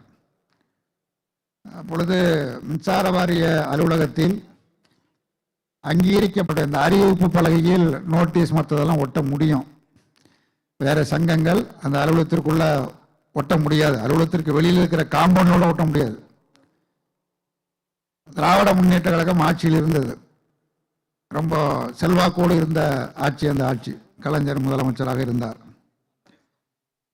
தோமுசாவை சேர்ந்தவர்கள் ஒரு சின்ன துண்டு பிரசுரத்தை கொண்டு வந்து செவுத்துல ஒட்டிட்டாங்க. நோட்டீஸ் போர்டுல இல்ல, செவுத்துல ஒட்டிட்டாங்க. அது அகற்ற வேண்டும் என்பதற்காக சம்மேளனத்தில் இருக்கக்கூடிய தோழர்கள், சம்மேளனத்தில் இருக்கக்கூடிய தோழர்கள் எல்லாரும் கம்யூனிஸ்ட் கட்சி கிடையாது, பல்வேறு கட்சிகளை சார்ந்தவர்கள். அங்கே என்ன டிரைவராக இருந்தவர் திராவிட முன்னேற்ற காலத்தில் ரொம்ப பட்டுடையவர். எப்பொழுதும் கருப்பு சேப்பு கரை வேட்டி தான் கட்டிட்டு வருவார். ஆனால் அலுவலகத்துக்கெல்லாம் வருவார். அவர் கட்சி அலுவலகத்திற்கு வந்து நம்ம கட்சி போஸ்டர், பழைய போஸ்டர் வச்சுருந்தால் 4-5 போஸ்ட் கொடுப்பேன்னாரு. பழைய போஸ்ட் எதுக்குங்க அப்படின்னு கேட்டேன். இல்லை, தோமுசாக்காரவங்க கொண்டாந்து அங்கே உள்ள நோட்டீஸ் விட்டுட்டாங்க, அதனால் சினிமா போஸ்டரு கட்சி போஸ்டர் எல்லாத்தையும் கொண்டாந்து ஒட்டி அந்த நோட்டீஸ் எடுக்க வைக்கிறதுக்கான போராட்டம் நடத்திட்டு இருக்கிறோம், கொடுங்கன்னாரு. வேறு 4-5 கடந்து எடுத்துகிட்டு போய் ஒட்டி ஒரு பெரிய பிரச்சனை, ஒரு சின்னோண்டு ஒரு கையடக்க துண்டு நோட்டீஸ் தான் அது.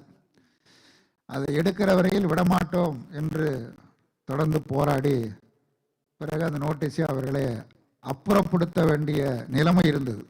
அந்த அளவுக்கு நம்முடைய சம்மேளனம் மிகுந்த செல்வாக்கோடு சிறப்பாக செயல்பட்ட சங்கம்.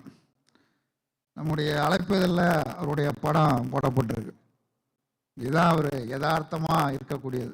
எப்பொழுதுமே நல்ல வெள்ளை வேஷ்டி, வெள்ளை சட்டை, கையை மூர்த்தி மாதிரி மடக்கி விட்டுருப்பார். இந்த சால்வை எப்பொழுதும் போட்டிருப்பார், தேங்காய் துண்டு போட்டிருப்பார், இல்லை இந்த மாதிரி சால்வை போட்டிருப்பார். சிரித்த முகத்தோடு எல்லோரையும் அணுகுவார்.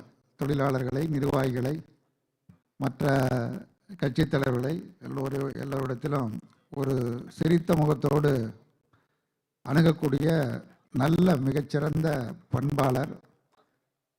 தொழிலாளருடைய ஒற்றுமை, அவருடைய உரிமை, அவருடைய நலன்கள் இவர்களை பாதுகாத்ததில் மற்ற எல்லோருக்கும் ஒரு முன்மாதிரியாக அவர் செயல்பட்ட தலைவர். தொழிலாளருடைய கோரிக்கைகளுக்காக, குறிப்பாக மின்சார தொழிலாளருடைய கோரிக்கைகளுக்காக உரிய அதிகாரிகளிடத்தில் முறையிட்டு அந்த கோரிக்கைகளை பெறுவதற்குள்ள முயற்சிகளை எல்லாம் மேற்கொள்வார். அது ஒருவேளை நிறைவேறவில்லை என்று சொன்னால் ஆர்ப்பாட்ட இப்படி தயாரிப்பு பணிகள்லாம் நடக்கும். அப்புறம் கடைசியாக வேலை நிறுத்த நோட்டீஸ் கொடுக்கப்படும். அந்த வேலை நிறுத்த நோட்டீஸ் கொடுக்கப்பட்டு தமிழ்நாடு முழுவதும் அது குறித்து மின்சார தொழிலாளர் சம்மேளனத்தில் ஒரு மிகப்பெரிய எழுச்சி உருவாகும். ஸ்ட்ரைக் நடக்காது. அதான் அவர் ரொம்ப தந்திரமாக ரொம்ப கெட்டிக்காரத்தனமாக அந்த காரியத்தை செய்து முடித்து விடுவார். முன்னாடியே நிர்வாகம் கூப்பிட்டு அழைத்து பேசி நாளைக்கு ஸ்ட்ரைக்குன்னா இன்னைக்கு அறிவி போகிறோம், வேலை நிறுத்தம் இல்லை, பேச்சுவார்த்தை நடைபெற்று வெற்றிகரமாக கோரிக்கை நிறைவேறியது அப்படின்னு. தொழிலாளர்களுக்கு ஒரு பக்கம் சந்தோஷமாக இருக்கும், இன்னொரு பக்கம் ஏமாற்றமாக கூட இருக்கும். ஒரு ஸ்ட்ரைக் பண்ணலான் இருந்தால் தலைவர் வேணான்ட்டார அப்படிங்கிற மாதிரி. அவ்வளவு சிறப்பான முறையில் பிரச்சனைகளை அதிகாரிகள், பல சங்கத்தில் இருக்கிற தலைவர்கள் அதிகாரிகளை கண்டால் பயப்படுவாங்க, உட்கார மாட்டாங்க. கைகட்டிட்டு பேசியிருக்கிற தலைவர்கள் எல்லாம் தமிழ்நாட்டில் நிறைய பேரை பார்த்துருக்குறோம். ஆனால் நம்முடைய சம்மேளனத்தினுடைய பொதுச்செயலாளர் S.C.K கண்டால் அதிகாரிகள் எழுந்து நிற்பார்கள், பயப்படுவார்கள், கைகட்டி நிற்பார்கள். அது காரணம் அணுகுகிற முறையும் தொழிலாளருடைய பிரச்சனையில் ஒன்றிணைந்து அதை உணர்வுபூர்வமாக உள்வாங்கி அதை ஏற்று அதை செயல்படுத்துவதற்கு அவர் கையாளுகிற அந்த வாத திறமைகள் எல்லோரையும் அதிர வைக்கும். அந்த அடிப்படையில் ஏராளமான இன்னைக்கு தமிழ்நாட்டில் மின்சார தொழிலாளர்கள் நிரந்தர தொழிலாளர்கள் என்று இருக்கிறார்கள் என்று சொன்னால் அதற்கு அடிப்படை காரணம் சம்மேளனமும் அதனுடைய பொதுச் செயலாளர் S.C. கிருஷ்ணன் என்பதையும் யாரும் மறுக்க இயலாது, மறுக்க முடியாது. பல தலைவர்களோடு அவர் பயணம் செய்திருக்கிறார். தமிழ்நாட்டில் பல முதலமைச்சர்கள்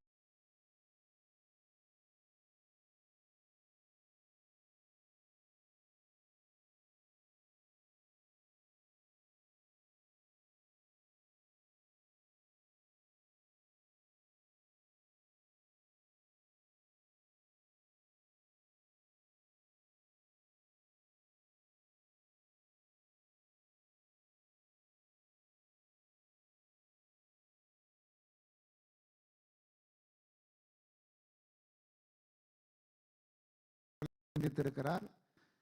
பல மின்சார வாரியத்துக்கு பொறுப்பாக இருந்த அமைச்சர்களையும் அவர் சந்தித்திருக்கிறார்.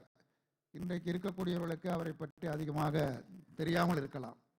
கலைஞருக்கு அவர் குறித்து மிக நன்றாக தெரியும். கலைஞர் முதலமைச்சராக இருந்த பொழுது அவர் பொதுச்செயலாளராக இருந்து பணியாற்றியிருக்கிறார். அன்றைக்கு இருந்த இவர் குறித்து நல்ல மதிப்புடனும் அவர்கள் பழகுவதையெல்லாம் நாம் பார்த்திருக்கிறோம். அப்படிப்பட்ட ஒரு மகத்தான தலைவருக்கு நாம் நூற்றாண்டு விழா நடத்துவது மிக சிறப்பானதாக ஒரு செய்தி. இந்த விழாவை ஏற்பாடு செய்த நம்முடைய சம்மேளனத்தினுடைய தலைவர், பொதுச் செயலாளர் மற்றும் நிர்வாகிகளுக்கு இந்திய கம்யூனிஸ்ட் கட்சியின் சார்பிலும் தமிழ்நாடு AITUC சார்பிலும் பாராட்டுக்களையும் வாழ்த்துக்களையும் தெரிவித்து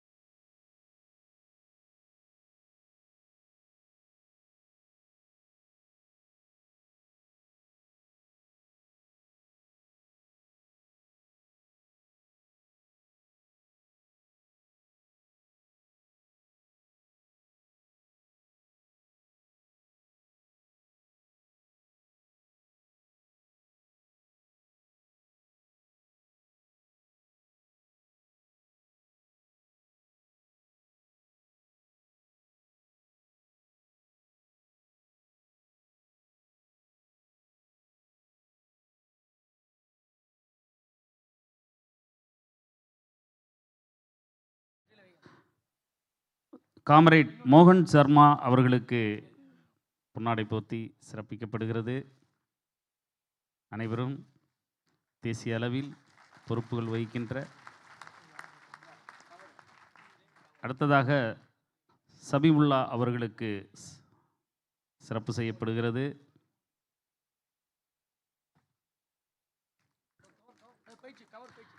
அடுத்ததாக ஜார்க்கண்டிலிருந்து வருகை தந்திருக்கின்ற பத்ரிநாத் பிரதாப் சிங் அவர்களுக்கு காம்ரேட் அவர்களுக்கு சிறப்பு செய்யப்படுகிறது.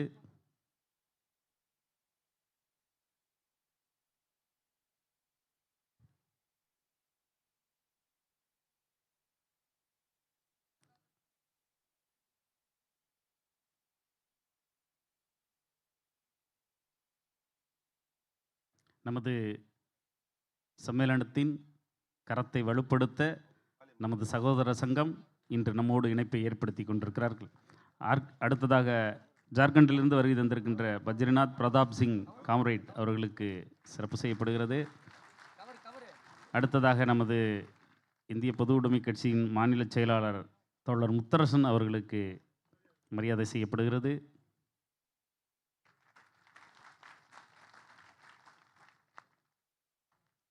அடுத்ததாக தோழர் காசி விஸ்வநாதன் அவர்களுக்கு TNEWF அமைப்பிலிருந்து பொன்னாடை போர்த்தி சிறப்பு செய்யப்படுகிறது.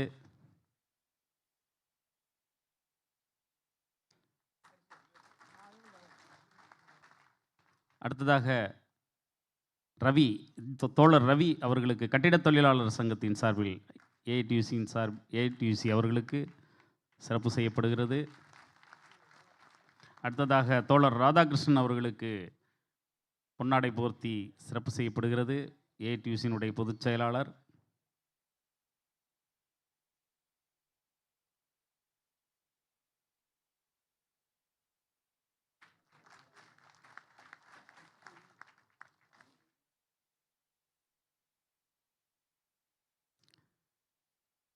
TNEWF தொழிற்சங்கத்தின் பொறுப்பாளர்களுக்கு தமிழ்நாடு மின்சார தொழிலாளர் சம்மேளனத்தின் சார்பில் நன்றியினை தெரிவித்துக் கொள்கின்றோம்.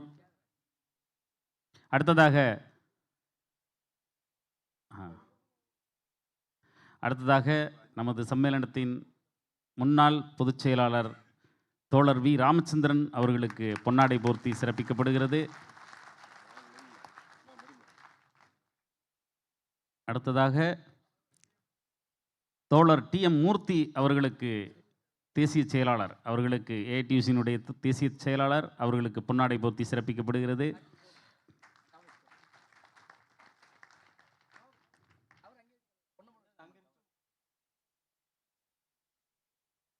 அடுத்ததாக காம்ரேட் கிருஷ்ணபோயர் அவர்களுக்கு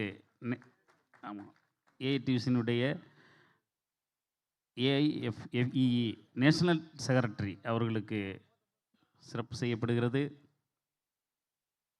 அடுத்ததாக சம்மேளனத்தினுடைய மாநில தலைவர் அவர்களுக்கு பொன்னாடை போர்த்தி சிறப்பிக்கப்படுகிறது. அடுத்ததாக நமது மாநில பொதுச் செயலாளர் அவர்களுக்கு பொன்னாடை போர்த்தி சிறப்பிக்கப்படுகிறது. அடுத்ததாக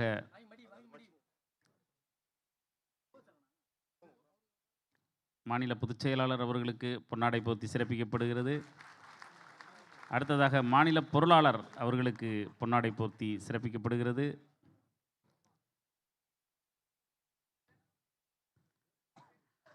அடுத்ததாக தோழர் சம்பத் டெப்டி சென்ட்ரல் செக்ரட்டரி அவர்களுக்கு பொன்னாடை போர்த்தி சிறப்பிக்கப்படுகிறது.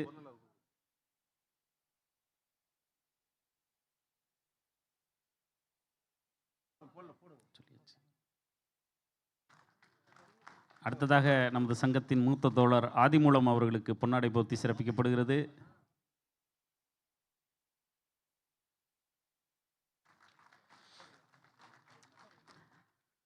TNEWF தொழிற்சங்க தலைவர்களுக்கு தமிழ்நாடு மின்சார தொழிலாளர் சம்மேளனத்தின் மனப்பூர்வ நன்றியினை உரித்தாக்கிக் கொள்கின்றோம்.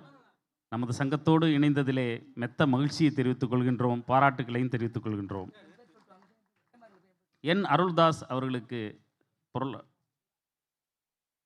நமது மாநில பொருளாளர் அருள்தாஸ் அவர்களுக்கு பொன்னாடை போர்த்தி சிறப்பிக்கப்படுகிறது.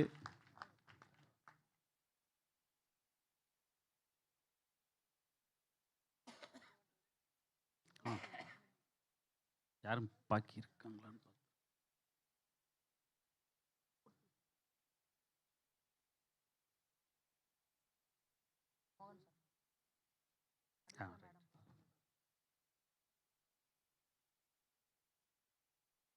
இப்பொழுது நமது சிறப்பு விருந்தினர்களுக்கான நேரம். அடுத்ததாக மதுசூதன பாபு அவர்களுக்கு, தோழர் மதுசூதன பாபு அவர்களுக்கு பொன்னாடை போர்த்தப்படுகிறது.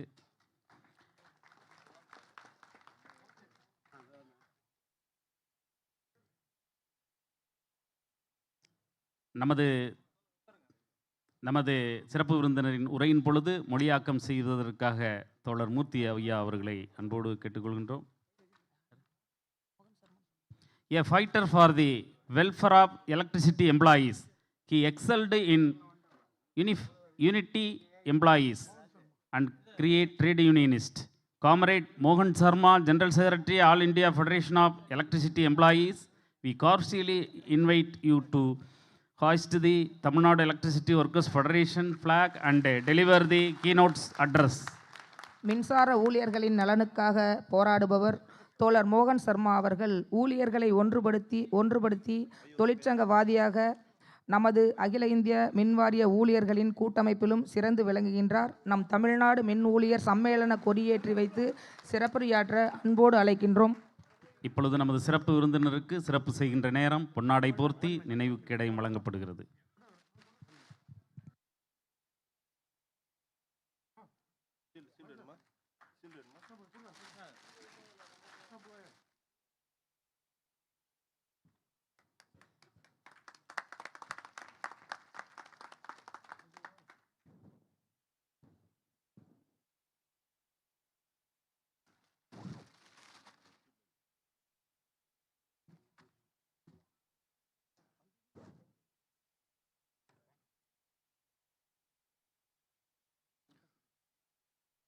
Our chief guest, Comrade Amarjit Kaur, General Secretary of the All India Federation of All India Trade Union Congress, Comrade Ramchandran, Secretary of the Communist Party of India, தோழர் டி.ஏ. மூர்த்தி அவர்கள் நமது சிறப்பு விருந்தினரின் உரையை மொழியாக்கம் செய்கிறார். Secretary of the All India Trade Union Congress, Tamil Nadu, Comrade Shamimullah from the Kashi Viswanathan, All India Federation of Electricity Employees, Comrade from Jharkhand, our Regional Secretary, Comrade Krishna Bhoyer from the Maharashtra, Comrade President of the Tamil Nadu Electricity Workers Federation, Comrade Secretary of the Tamil Nadu Electricity Workers Federation, Comrade Murthy, all the respected dignitaries on the dais, and all the members, the officers of the Tamil Nadu Electricity Workers Federation, all the invitees, all the office bearers of the federations and the other unions, and comrades. அன்பான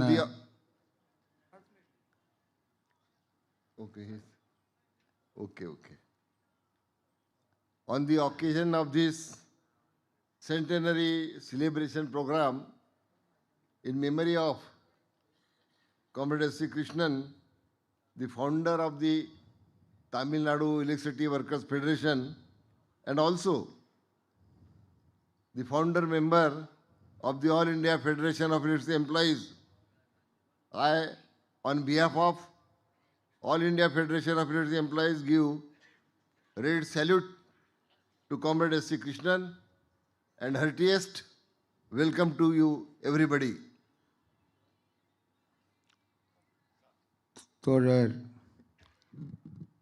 doctor S.C. Krishnan அவர்களுடைய நூற்றாண்டு விழா கொண்டாட்டத்தை மிக சிறப்பாக ஏற்பாடு செய்திருக்கின்ற தமிழ்நாட்டினுடைய மின்சார தொழிலாளர் சம்மேளனத்தினுடைய நிர்வாகிகளே, பொறுப்பாளர்களே, இந்த நிகழ்விலே வருகை தந்து சிறப்புரை ஆற்ற இருக்கின்ற மரியாதைக்குரிய ஏஐடியூசியினுடைய அகில இந்திய செயலாளர் தோழர் அமர்ஜித் கவுர் அவர்களே, அதேபோன்று அகில இந்திய மின்சார தொழிலாளர் சம்மேளனத்தினுடைய பொதுச் செயலாளர் மோகன் சர்மா அவர்களே, மின்சார தொழிலாளர் சம்மேளனத்தினுடைய பொதுச் செயலாளர், இந்த நிகழ்வை மிக சிறப்பான முறையிலே ஏற்பாடு செய்திருக்கக்கூடிய அன்பிற்கினிய தோழர்களே, எனக்கு இந்த மிகுந்த சிறப்பான வாய்ப்பு கிடைத்தமைக்காக நம்முடைய மரியாதைக்குரிய தலைவர் தோழர் S.C. கிருஷ்ணன் அவர்களுடைய நூற்றாண்டு விழாவிலே பங்கெடுக்க வாய்ப்பு கிடைத்தமைக்காக மிகுந்த மகிழ்ச்சியை அடைகின்றோம். தமிழ்நாடு மின்சார தொழிலாளர் சம்மேளனத்தினுடைய தோற்றுவித்த தலைவரும் அகில இந்திய மின்சார தொழிலாளர் சம்மேளனத்தை உருவாக்குகின்ற அடிப்படை தலைவருமாக இருந்த தோழர் S.C. கிருஷ்ணன் அவர்களுடைய பிறந்த நாள் நூற்றாண்டிலே உங்களுக்கெல்லாம் செவ்வணக்கத்தை செலுத்திக் கொள்கின்றோம். It is a matter of immense pleasure for me that Tamil Nadu Electricity Workers Federation has decided organizing 100 years of Comrade S.C. Krishnan's centenary celebration at Chennai. During his lifetime, he has rendered relentless service for the benefits of the power workers and the downtrodden, for the unity of the working class and trade union movement. He never compromised his commitments. These principles are the message for we trade union activists.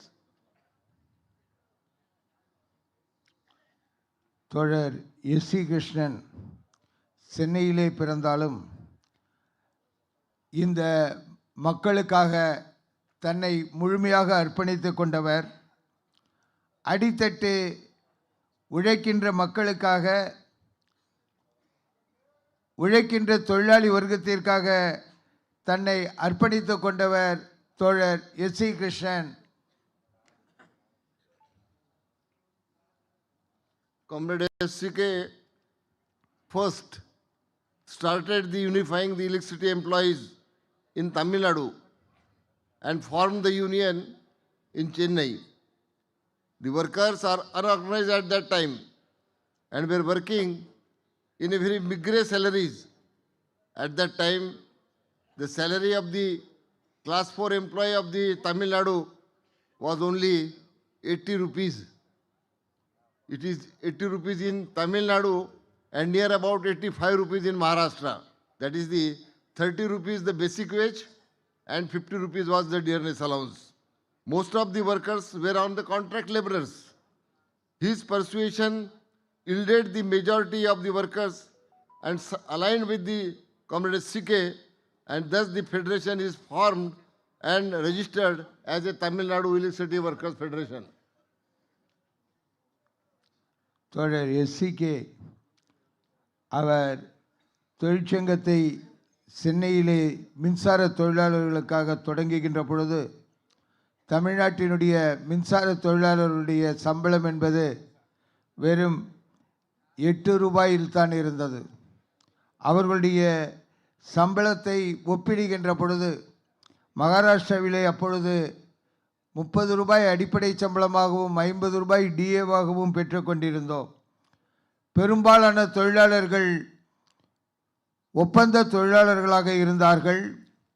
ஒப்பந்த தொழிலாளர்களாக இருந்தவர்களை அணிதிரட்டி அவர்களுக்கான சம்பளத்தை, அவர்களுக்கான உரிமையை பெறுவதற்காக தோழர் S.C. Krishnan சங்கத்தை உருவாக்கினார்.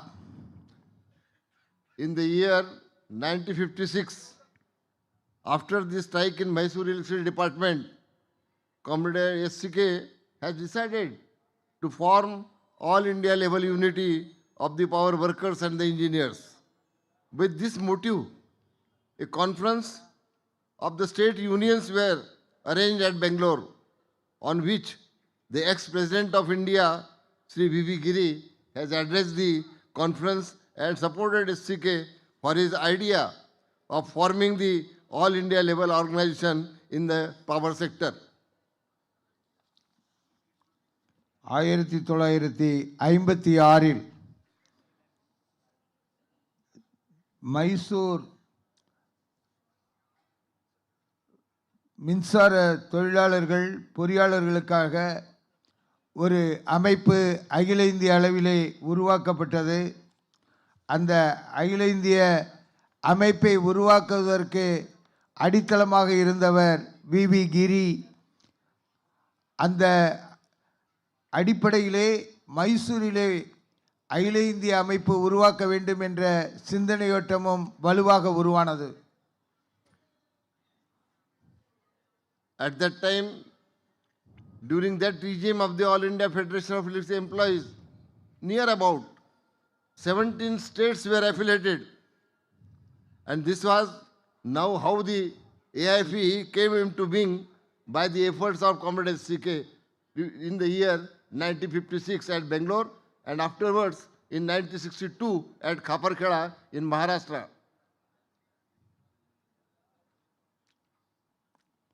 அந்த நேரத்திலே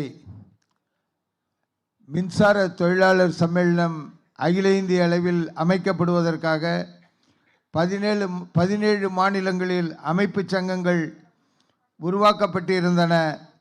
தோழர் S.C.K.யினுடைய முயற்சி 1956 62ஆம் ஆண்டு கபர்தலாவிலும் நம்முடைய அமைப்பு என்பது அகில இந்திய அளவில் உருவாவதற்கு அடித்தளமாக அமைந்தது. The year 1960 and onwards, actually it was a milestone. It was a milestone in the history of the Tamil Nadu Electricity Workers Federation when the issue of the casual laborers, the issue of the contract laborers, which are more than 21,000 in Tamil Nadu, has been referred to the Supreme Court by Comrade S.C.K. and the Tamil Nadu Electricity Workers Federation.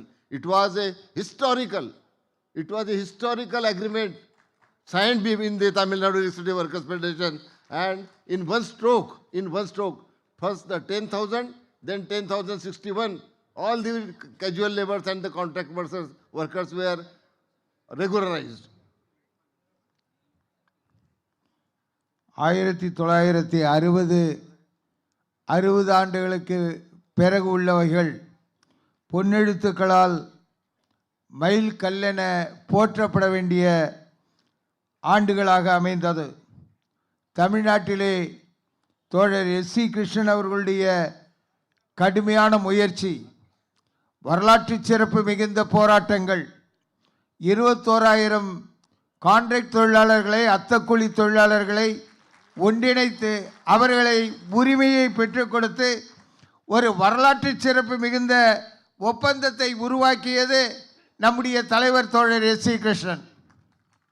Many of us may not be knowing that due to the unity of the Tamil Nadu workers, due to the unity of the electricity workers and the engineers at the all India level, the government at that time of Tamil Nadu has compelled, because of the Supreme Court decision, a honorary Supreme Court judge has been appointed, Dr. Khalid, and who was the retired Chief Justice of the India, has been appointed to finalize the regularization of the 21,000 casual workers in Tamil Nadu, and that was a great achievement. So far the electricity activity and electricity unity of India is coming, and Tamil Nadu workers have given full support to Comrade S.C.K. தமிழகத்தினுடைய தொழிலாளர்களை ஒருங்கிணைத்ததும், தமிழகத்தினுடைய தொழிலாளர்களுடைய ஒருங்கிணைப்பினுடைய தொடர்பாக அகில இந்திய அளவிலும் ஒருங்கிணைக்கப்பட்டதும், உச்ச நீதிமன்றத்திலே வழக்குகளை தொடர்ந்ததும், உச்ச நீதிமன்றத்தினுடைய ஆணையின்படி காலித் கமிஷன் அமைக்கப்பட்டதும், அந்த காலித் கமிஷன் உச்ச நீதிமன்ற நீதிபதியால் உருவாக்கப்பட்டு அந்த காலித் கமிஷன் தான் எஸ்சிகேயினுடைய முயற்சியினால்தான் மிக பிரம்மாண்டமான முன்முயற்சி வெற்றி பெற்றது. 21,000 தொழிலாளர்கள் நிரந்தரப்படுத்தப்பட்டார்கள். எஸ்சிகேயினுடைய மகத்தான சாதனை. On the basis of the unity, on the basis of the unity of the all power workers and power sector employees of India in India, these three pillars, those were the three pillars of erecting the All India Federation of Electric Employees, and those three pillars are Comrade S.C.K, Comrade A.B. Bardhan, and Comrade Harish Tiwari. They have built up the organization and has flourished that all over India more than 10 lakhs regular employees and near about 10 lakhs contract workers are in the fold of the All India Federation of Electric Employees. இந்த ஒற்றுமை என்பது மின்சார தொழிலாளர்களிடம் மற்றும் உருவாக்குவதற்கு அடித்தளமாக இருந்தவர்கள், அடித்தள தூணாக இருந்தவர்கள் 3 பேரை குறிப்பிடலாம். அந்த முப்பெரும் தூண்களாக தோழர் S.C. கிருஷ்ணன், தோழர் A.B. பரதன், தோழர் திவாரி, இந்த 3 பெரும் தலைவர்களின் முழுமையான முயற்சியினால் அகில இந்திய அளவிலே 10 லட்சம் தொழிலாளர்கள் நிரந்தரம் செய்யக்கூடிய நிலை உருவாக்கப்பட்டது. மின்சார தொழிலாளர்களுடைய வாழ்விலே ஒளியேற்றியதும் அவர்களுடைய வாழ்க்கையை முறைப்படுத்தியதும் இந்த முப்பெரும் தலைவர்கள். அதில் முதன்மையான தலைவர் தோழர் S.C.K என்றால் மிக இல்லை. Because of this unity at all India level, you all should know that how much energy and how much powerful organization was our All India Federation of Electric Employees, that in the year when we have got the freedom from the British rule, the total installed capacity of the power sector was only 1,362 megawatt. Now, with the virtue of the efficiency, by the virtue of the working conditions and the unity of the power worker, now the total installed capacity of generation in India is more than 4,78,000 megawatt.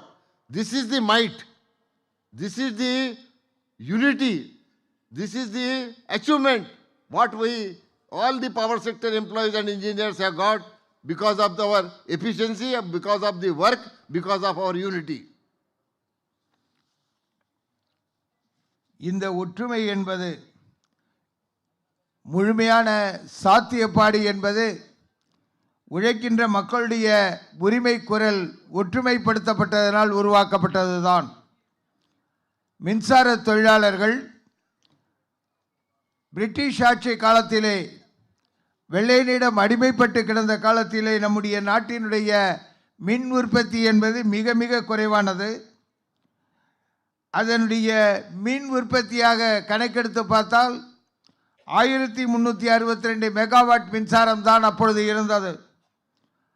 அதே நேரத்திலே தொழிலாளருடைய நிலைமை என்பது மிக சீர்குலைவான மிக மோசமான தன்மை என்பது இருந்தது. தொழிலாளர்களுடைய உரிமைக்காகவும் போராடினோம், இந்தியாவினுடைய மின் உற்பத்தியினுடைய வளர்ச்சிக்காகவும் போராடினோம்.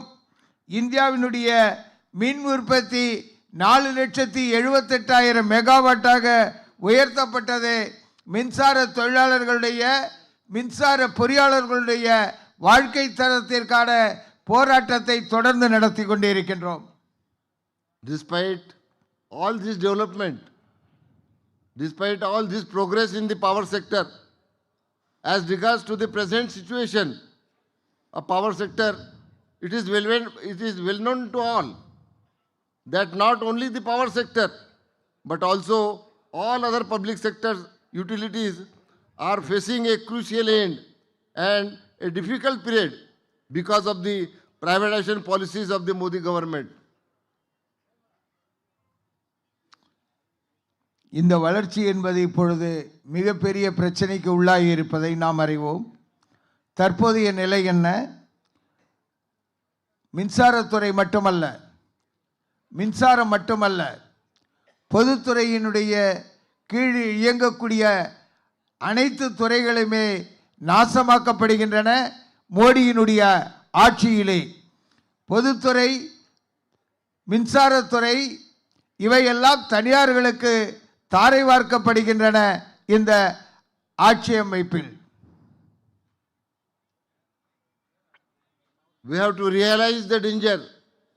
We have to realize the crucial situation in power sector.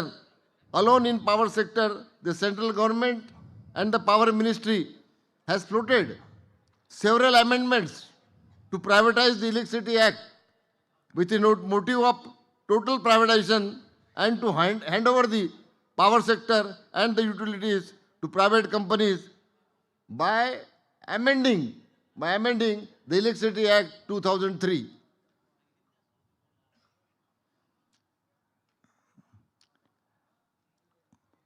இப்பொழுது இந்த அரசினுடைய கொள்கை என்பது மின்சாரத்துறையை முற்றிலுமாக அழைப்பதற்கான,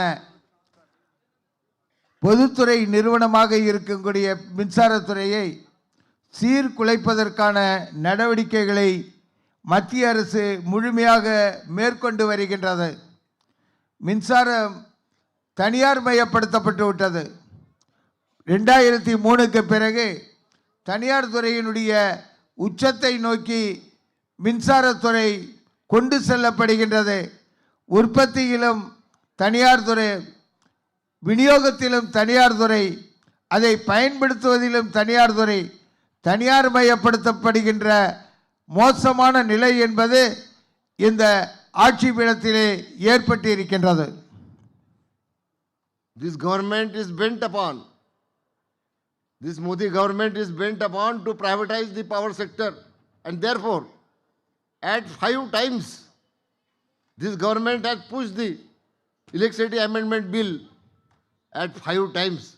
First in 2014, secondly then 2018, again 2020, then again 2021, and finally 2022, and tried to pass the bill in Parliament.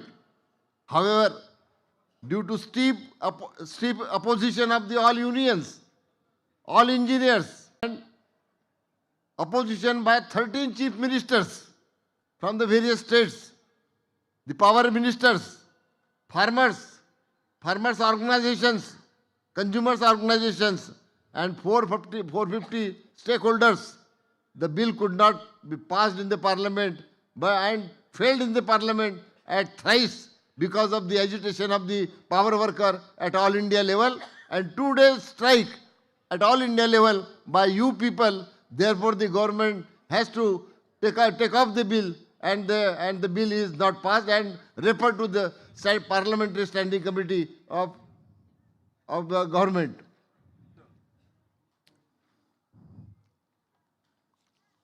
தோழர்களே, இந்த அரசு மின்சாரத்தை தனியாரிடம் கொடுக்க வேண்டும் என்பதற்காக மின்சார திருத்த சட்டத்தை பலமுறை அது முயற்சி எடுத்துக்கொண்டே இருக்கின்றது. எப்படியெல்லாமோ மாற்ற வேண்டும் என்பதற்கான முயற்சிகளை எடுக்கின்றது. 2016, 19, 2021, 2022 எல்லா நேரங்களிலும் மின்சார திருத்த சட்டம் என்பது பாராளுமன்றத்திலே கொண்டு வரப்படுகின்றது. 13 மாநிலத்தினுடைய எதிர்ப்புகள், முதலமைச்சர்களுடைய எதிர்ப்புகள் இருந்த பொழுதிலும் இவை எல்லாம் புறந்தள்ளப்படுகின்றன. இந்த சட்ட மசோதாவை நிறைவேற்ற வேண்டும் என்பதற்கான துடிப்பு என்பது தொடர்ந்து கொண்டே இருக்கின்றது. ஆனாலும் தொழிலாளி வர்க்கத்தின் ஒன்றுபட்ட போராட்டங்களினால், பொறியாளர்களின் ஒன்றுபட்ட போராட்டங்களினால் நாடு முழுவதும் 2 நாட்கள் வேலை நிறுத்தம் செய்ததனுடைய தொடர்ச்சியாக இன்றைக்கு இந்த மசோதா பாராளுமன்ற நிலைக்குழுவிற்கு அனுப்பப்பட்டிருக்கின்றது. At the time when we are passing through a crucial time, The the power sector of India is passing through a grave crisis. We, the power sector workforce, feel a wide gap. Absence of these three stalwarts and the pillars of the power sector of India, that is Comrade A.V. Bardhan, Comrade S.C.K, and Comrade Harish Tiwari. In such a crucial period, their presence so as to guide us to give the fitting reply to the Modi government against privatization. ஒரு கடுமையான நெருக்கடி மிகுந்த சூழலிலே காலகட்டத்திலே நாம் இன்றைக்கு நின்று கொண்டிருக்கின்றோம். மின்சாரத்தை இந்த சக்தி வாய்ந்த தொழிலாளர்களுடைய எதிர்ப்பினால் மட்டுமே நம்மால் நிறுத்த முடிகின்றது. இதற்கான வழிகாட்டுதலை நம்முடைய தூண்களாக இருந்த தலைவர்கள் வழங்கி இருக்கின்றார்கள். தோழர் ஏபி பரதன், தோழர் S.C. கிருஷ்ணன், தோழர் திவாரி ஆகியோர் காட்டிய ஒளி, அந்த வெளிச்சம் நம்முடைய போராட்டங்களை தொடர்ந்து நடத்த முடிகின்றது. மோடியினுடைய அரசாங்கம் மின்சாரத்தை தனியார்மயப்படுத்தும் என்ற முயற்சியை இந்த தலைவர்களுடைய வழிகாட்டுதலில் இன்று வரை தடுத்து கொண்டே இருக்கின்றோம். Power sector of India is passing through a turbulent time in which actually the Modi government has a responsibility and is duty bound for protecting the country's public assets. But instead of doing that duty for the country, he is protecting the benefits of the corporates and the franchises company. The Navratna companies, actually the backbone of Indian industries, which are evolved through a decades of hard work and determination, are now being sold at a throwaway prices to the corporates, Adani, Ambani, and so on. This is the policy and this is the character of this government that should be realized, and that should be in our mind how to defeat these fellows. That is must. Otherwise, this power sector is going to be in the hands of the corporates, Adani, Ambani, and other franchises companies. Therefore, to safeguard the sector, it is very essential for us that these policies of the government has to be defeated by all might of the power sector employees and workers and engineers. தோழர்களே, பொதுத்துறை கடும் நெருக்கடியிலே சிக்கி தவித்துக் கொண்டிருக்கின்றது. நாட்டை பாதுகாப்பது என்பது உழைக்கும் மக்களுடைய கடமை மட்டுமல்ல, இந்த அரசாங்கத்தினுடைய கொள்கைகளை முறியடிக்க வேண்டும். இந்த மோடியினுடைய அரசாங்கம் கார்ப்பரேட் முதலாளிகளுடைய பின்னணியில் இயக்கப்படுகின்ற அரசாங்கம். அதானியினுக்காக, அம்பானிகளுக்காக, கார்ப்பரேட்டுகளுக்காக இந்திய நாட்டினுடைய பொதுத்துறையை, மின்சாரத்தை இன்றைக்கு விற்பதற்கான முயற்சிகளிலே ஈடுபட்டு இருக்கின்றார்கள். இந்த கார்ப்பரேட் ஆதரவு கொள்கைகள் முறியடிக்கப்பட வேண்டும். அவ்வாறு முறியடிக்கப்பட வேண்டும் என்றால் நம்மிடையே ஒற்றுமை என்பது இன்றைக்கு அவசியம். இந்த நாட்டினுடைய ஒற்றுமைக்காக, நாடு பாதுகாக்கப்படுவதற்காக, நாட்டு மக்களுடைய உரிமைகள் பாதுகாக்கப்படுவதற்காக, உழைக்கின்ற மக்களுடைய உரிமை குரல் எழுப்பப்பட வேண்டும், போராட்டங்கள் தொடர வேண்டும். ஒன்றிய அரசினுடைய கார்ப்பரேட் ஆதரவு மக்கள் விரோத கொள்கைகளை முறியடிக்க, அதனை வீழ்த்துவதற்காக ஒன்றிணைய வேண்டும். அதனை முறியடிப்போம். மோடி அரசினுடைய கார்ப்பரேட் ஆதரவு கொள்கைகளை முற்றாக முறியடிக்க ஒன்று திரண்டு எழுவோம். Instead of protecting the assets and the public sector, he had put all these assets on sale, and the sale is at the national level. He is on the move to sell India also. He is on the move to sell all the assets of the public sector. This Modi government has used COVID pandemic, a period, to push the high-speed agenda of privatization, disinvestment of public sector industries, and now selling national assets of infrastructure sector in the new name of National Monetization Pipeline Project. தோழர்களே, அரசாங்கம் அதனுடைய தேசிய அளவிலான முயற்சிகளை முறியடிப்பதற்காக நாம் ஒன்றாக நிற்க வேண்டும். நாடு தொற்று நோயால் பீடிக்கப்பட்ட பொழுதும் கோவிட் என்ற கொடிய அரக்கன் மக்களை எல்லாம் தாக்குகின்ற பொழுதிலும் கூட தனியார் மய கொள்கைகளை உயர்த்தி பிடித்தவர்கள் இவர்கள். தேசிய அளவிலே கார்ப்பரேட் முதலாளித்துவத்திற்கு ஆதரவாக இந்திய நாட்டினுடைய அத்தனை துறைகளையும் அவர்களுக்கு தாரை வார்க்க முயற்சித்தவர்கள் இவர்கள். இவர்களை முறியடிக்க தேசிய அளவிலே தொழிலாளி வர்க்கம் ஒன்று திரண்டு ஒற்றுமையாக போராட வேண்டும். All sectors are under attack of privatization, such as railways, airports, petroleum, coal, steel, telecom, postal services, bank, insurance, defense, ordnance factories, atomic energy, electricity, transmission companies, and generation. This government had put the nation on sale. தோழர்களே, எல்லா துறைகளிலும் ரயில்வேயில் விமானத்தை, விமான நிலையங்களை, பெட்ரோலிய நிறுவனங்களை,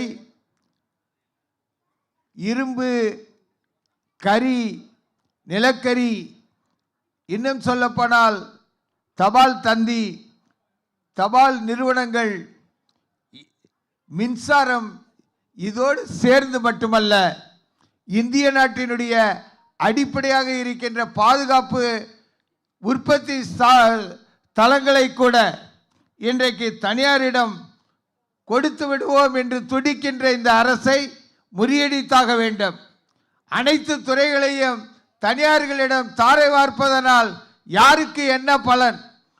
மக்களுடைய வாழ்க்கை என்பது நாசமாக்குகின்ற இந்த நாசகார கொள்கையை எதிர்த்த போராட்டத்தை நாம் நடத்தித்தான் தீர வேண்டும். The installed capacity which we have built up to more than 4 lakhs. Out of that, this government has announced that 6,000 megawatt will be handed over to the private corporates. 28,608 circuit kilometers lines of the transmission will also be handed over to the private companies, the franchisees, the Adani in the Bombay, in Thana, in Mulund. Some of the transmission lines are going to be handed over, for which the employees of the Maharashtra, the workers of the Maharashtra power sector and the engineers are opposing to not to hand over such the transmission lines to Adani and Ambani in Thana, Mumbai and the near sector of Maharashtra region. This is the position. Not only they privatize the public sector, but near about 400 railway stations will be privatized. Air India will be privatized. Near about 3,930 kilometers of railway tracks will be on a privatization. 90 passenger trains will be privatized. 14,917 telecom towers will be privatized. 25 airports will be privatized. You will be remembering that in last 75 years, no finance minister passing the budget in the parliament has never said a word about the privatization. But this government, while passing the financial budget of India in the year 2022, Nirmala Sitharaman has directly, this is not only a speech of mine, this is a fact. This is a budget report that in 2022, These finance ministers announced that all these public sector will be privatized, and by privatizing this private sector, near about 6 lakhs crores rupees, 6 lakhs crores rupees will be taken over by the central government. This is the position. In last 75 years, no finance minister has taken that decision, but shamelessly it has been announced in the parliament and it has been implemented in some of the sectors. தோழர்களே, 4 லட்சம் பொதுத்துறைகளை விற்பார்களாம். 6000 megawatt மின்சாரத்தை அதனுடைய அத்தனையையும் corporate முதலாளிகளுக்கே தூக்கி கொடுப்பார்களாம். 28000 பாதைகளை எல்லாம் தனியாரிடம் கொடுத்து இருக்கின்றார்கள். அதானியும் அம்பானியும் வாழ வேண்டும் என்பதற்கான அத்தனை முயற்சிகளிலும் ஈடுபட்டு இருக்கின்றார்கள்.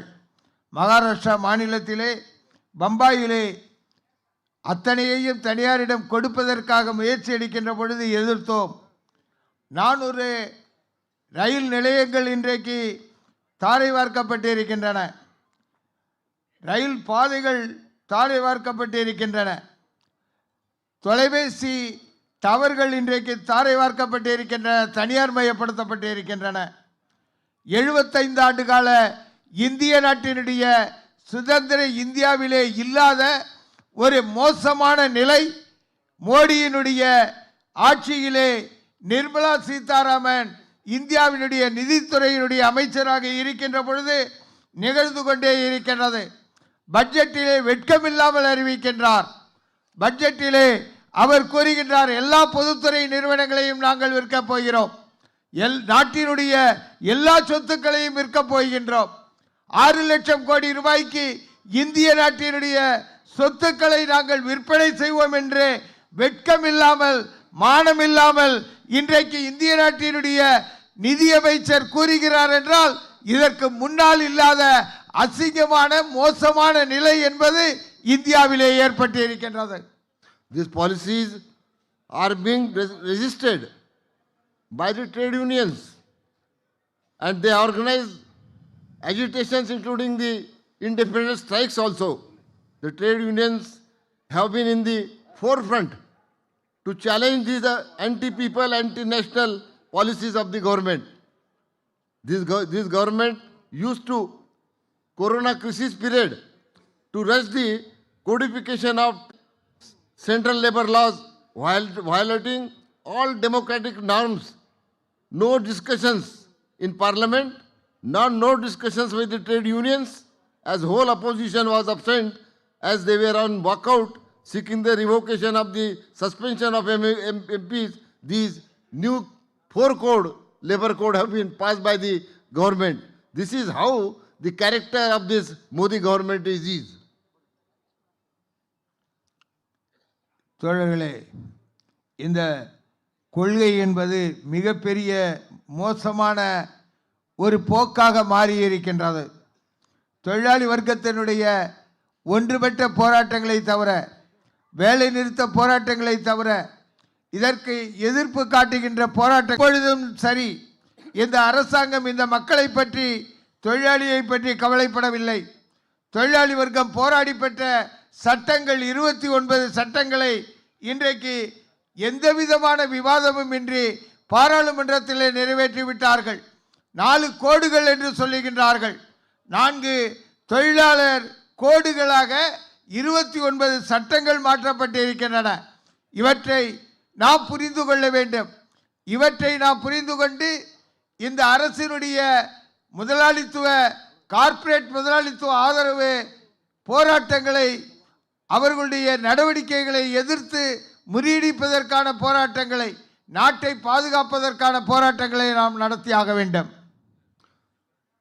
This is with the intention of the government to cripple the trade union movement and the right of the workers, which we have gained after a long agitation from the British rule up to getting freedom to India in the year 1948.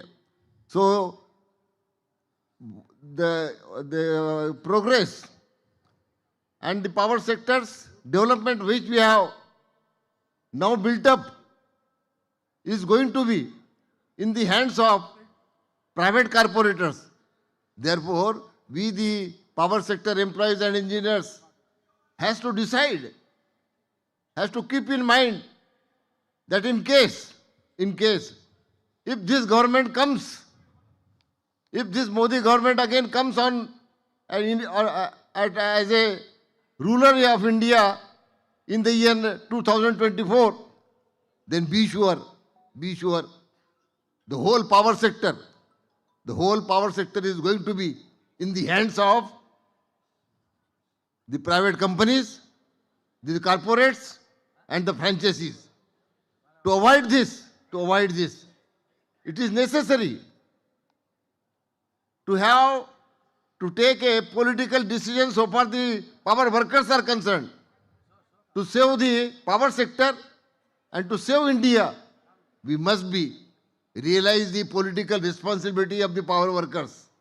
Therefore, in the coming days, we the power workers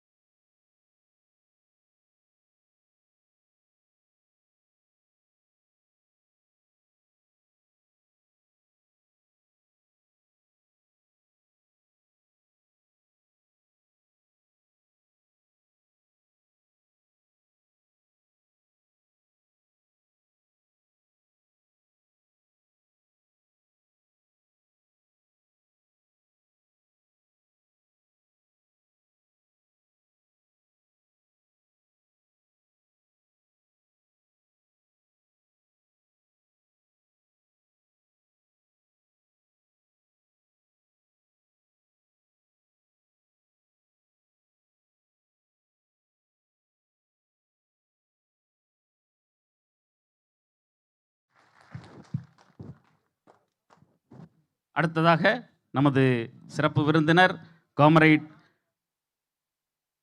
Amarjit Kaur பொதுச் செயலாளர் அவர்கள் இப்பொழுது உரை நிகழ்த்துகிறார்கள். மொழிபெயர்ப்பாளர் TK மூர்த்தி ஐயா அவர்கள், தோழர் மூர்த்தி அவர்கள்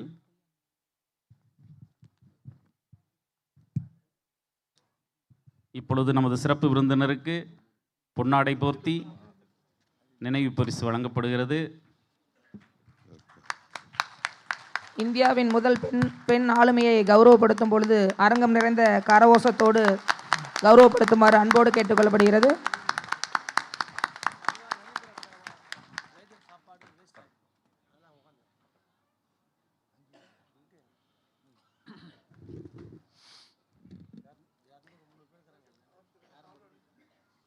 Comrade President of the meeting, all dignitaries on the dais, and all the comrades, friends, and friends of power sector unions also. I am very pleased to be here, and I thank the organizers for this centenary celebration of Dr. S.C. Krishnan's, in a way, 100 years of his birth anniversary. So first of all, I want to thank our comrades who have invited me to this function.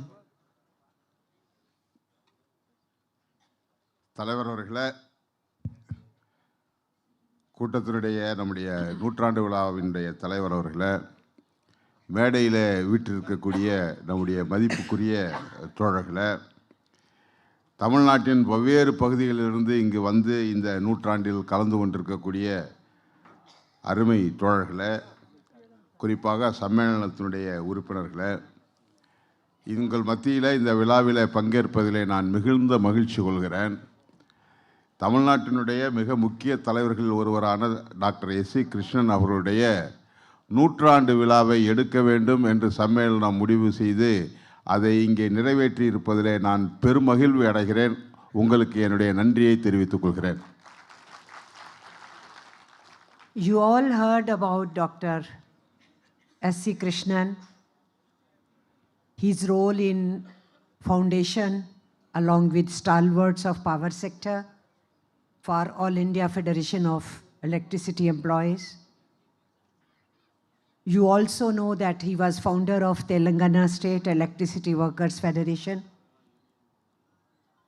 In 1957, when he was Madras Electricity Workers Federation leader, it was during that period the initiative was taken up by AITUC leaders along with him and all the unions in power sector in Tamil Nadu, those who were affiliated with AITUC or those who were not affiliated with AITUC, all were brought under one umbrella, and this great organization in the leadership of Comrade S.C. Krishnan, Telangana, the Tamil Nadu State Electricity Workers Federation was born.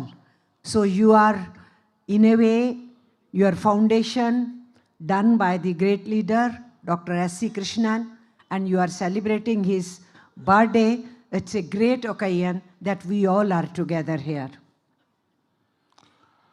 தொடர்களே, நாம் S.C.K அவர்களுடைய பங்கு பணியாற்றல் பற்றி நிறைய கேள்விப்பட்டிருக்கிறோம்.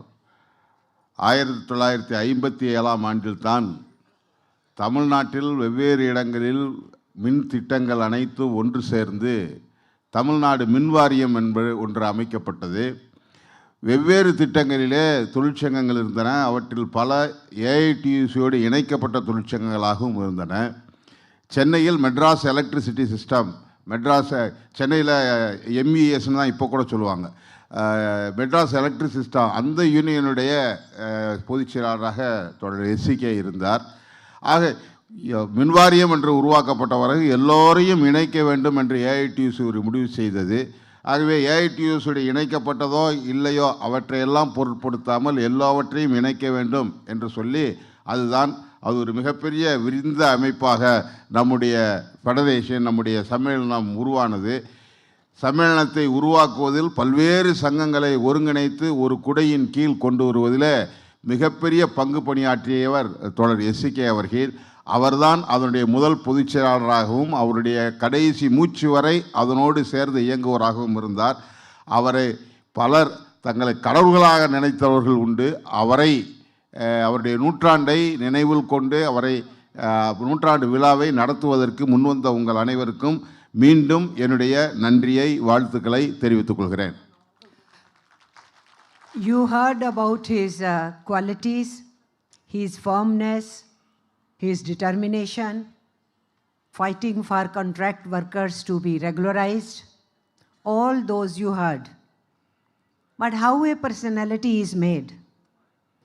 How all those qualities in one person and then carrying forward the struggle of workers? That background one should understand. If we have to play a role today, if many of our youngsters would like to emulate his path and would want to become stalwarts in the trade union movement, they should understand a personality is not just made as a personality. It has its own background. He is 100 years of birth. So that means he was born when AITUC was already born in 1920.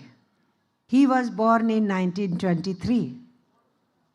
And AITUC was born with historic battles of workers in India, beginning from 19th century, to be recognized as human beings, not to be treated as animals, not to be working for 16 hours and 18 hours, have a fixed working hour day, and from that period onward, asking for safe workplace, asking for present-day social security, asking for proper wages, asking for a good future once you are old. With all these aspirations, dreams, and demands, Indian working class started struggling in India. And by the time in 20th century, in 1920, ultimately the unions all over India gathered together in Bombay and AITUC was founded. With great freedom fighter Lala Lajpat Rai as its first president, founding president. You heard the name of V.V. Giri when Comrade Mohan Sharma was speaking.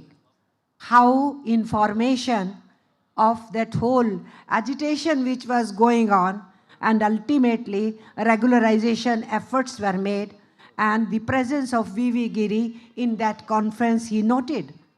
V.V. Giri was also president of AITUC.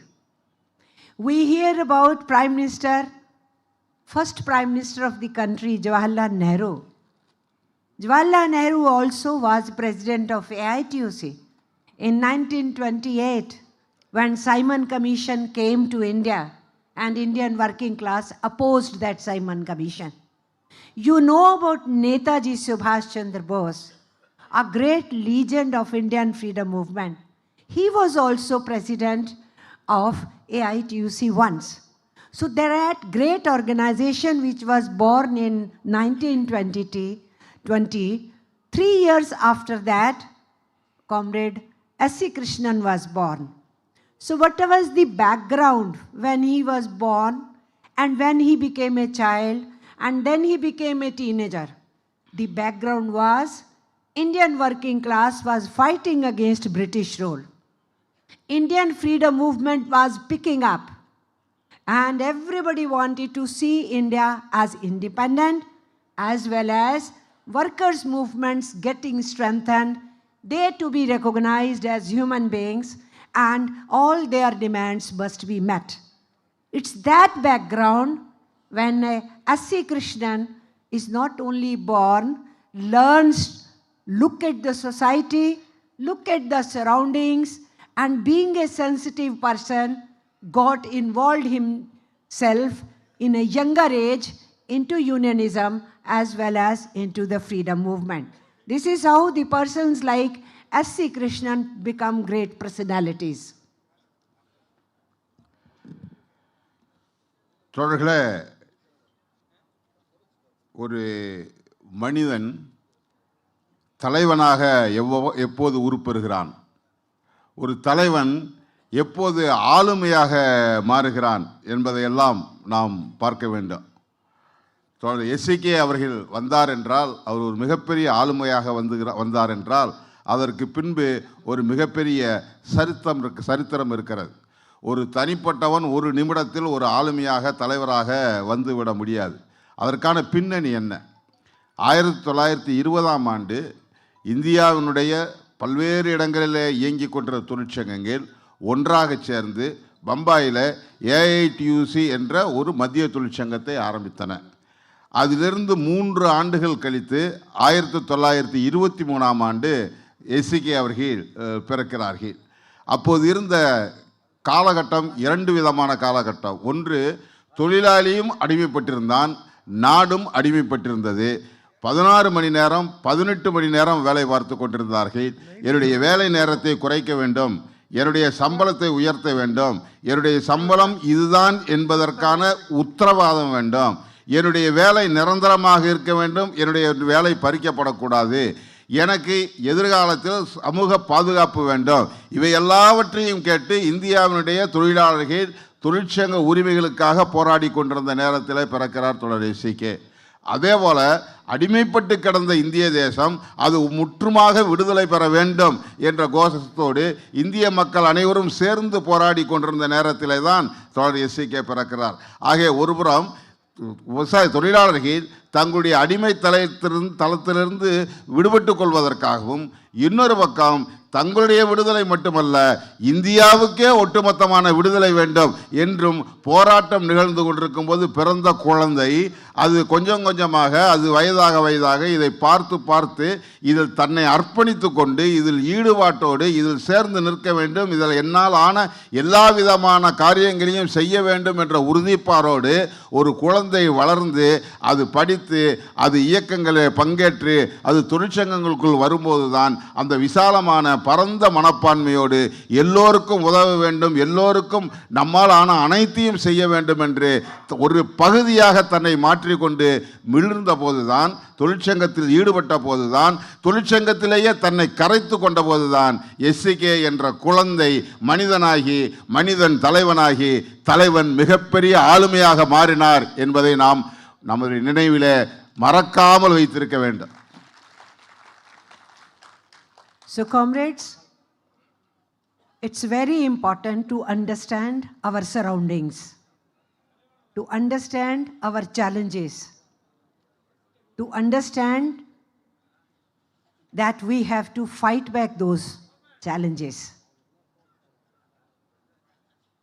Comrades told here that he was very courageous and he could fight back.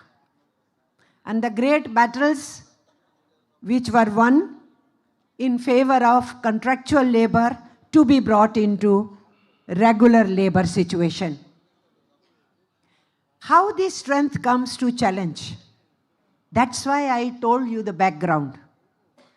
Those trade union stalwarts who learnt during British era fighting a foreign ruler had that courage, who had witnessed how our previous generations fought, sacrificed, because they wanted some better future for the next generations. So with that courage and with that understanding, we have to look at the present situation which we are witnessing. And comrades have brought to your notice the kind of dangers which are there. The battle which our comrades were reminding us was the battle to regularize contractual workers. And you said that a commission was formed and 21,000 of them had to be regularized. So from contract contractual workers, the fight was to bring them to the regular workforce. But what is the challenge today? The regular workers are supposed to be once again outsourced or put on contract. The battle in India was that not private sector, government should own these sensitive sectors, create more electricity, create public sectors for our other natural resources, and build India, a self-reliant India, standing on its own feet, defending its own freedom, building a sovereign country which can challenge any nation in the world, can stand in competition. But what is happening? Just opposite.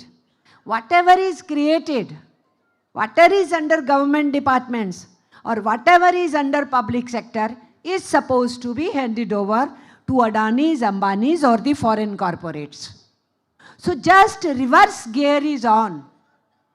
And this reverse gear is not only on for our government sectors and our public sectors, that reverse gear is on also on our rights, labor rights, which we fought for 150 years and got our labor laws.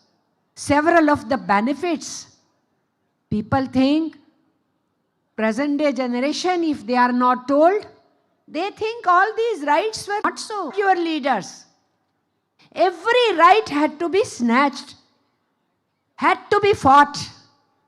Governments had to be bent upon and then to have those rights. So enjoying those rights, we should understand they can be snatched away from us. They can be taken back.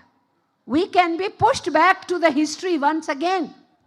We can be thrown into British era once again if persons like Modi become Prime Minister of the country and BJP becomes the ruler. That's the ground reality, let us understand. And with that understanding only, we will be able to face the challenges of today. தோழர்களே, நம்முடைய இன்றைய காலம் என்ன, நமக்கு பின்னணியில் இருக்கக்கூடிய இந்த சூழல் என்ன, இந்த சூழலை நாம் எவ்வாறு எதிர்கொள்வது, எவ்வாறு நமக்கும் நம்முடைய சந்ததிக்குமான காலத்தை உறுதிப்படுத்துவது என்பதை நாம் பார்க்க வேண்டும். ஏனென்றால் நமக்கு முந்தைய தலைமுறையும் அதைத்தான் பார்த்தது. மோகன் சர்மா அவர்கள் இங்கே சொல்லும்போது நம்முடைய கான்ட்ராக்ட் தொழிலாளர்களை நிரந்தரப்படுத்துவதற்காக வி கிரி அவர்கள் எவ்வாறு நமக்கு உதவினார் என்பதை பற்றி பேசினார்கள். வி கிரி ஏஐடியூசியுடைய தலைவராக இருந்திருக்கிறார்.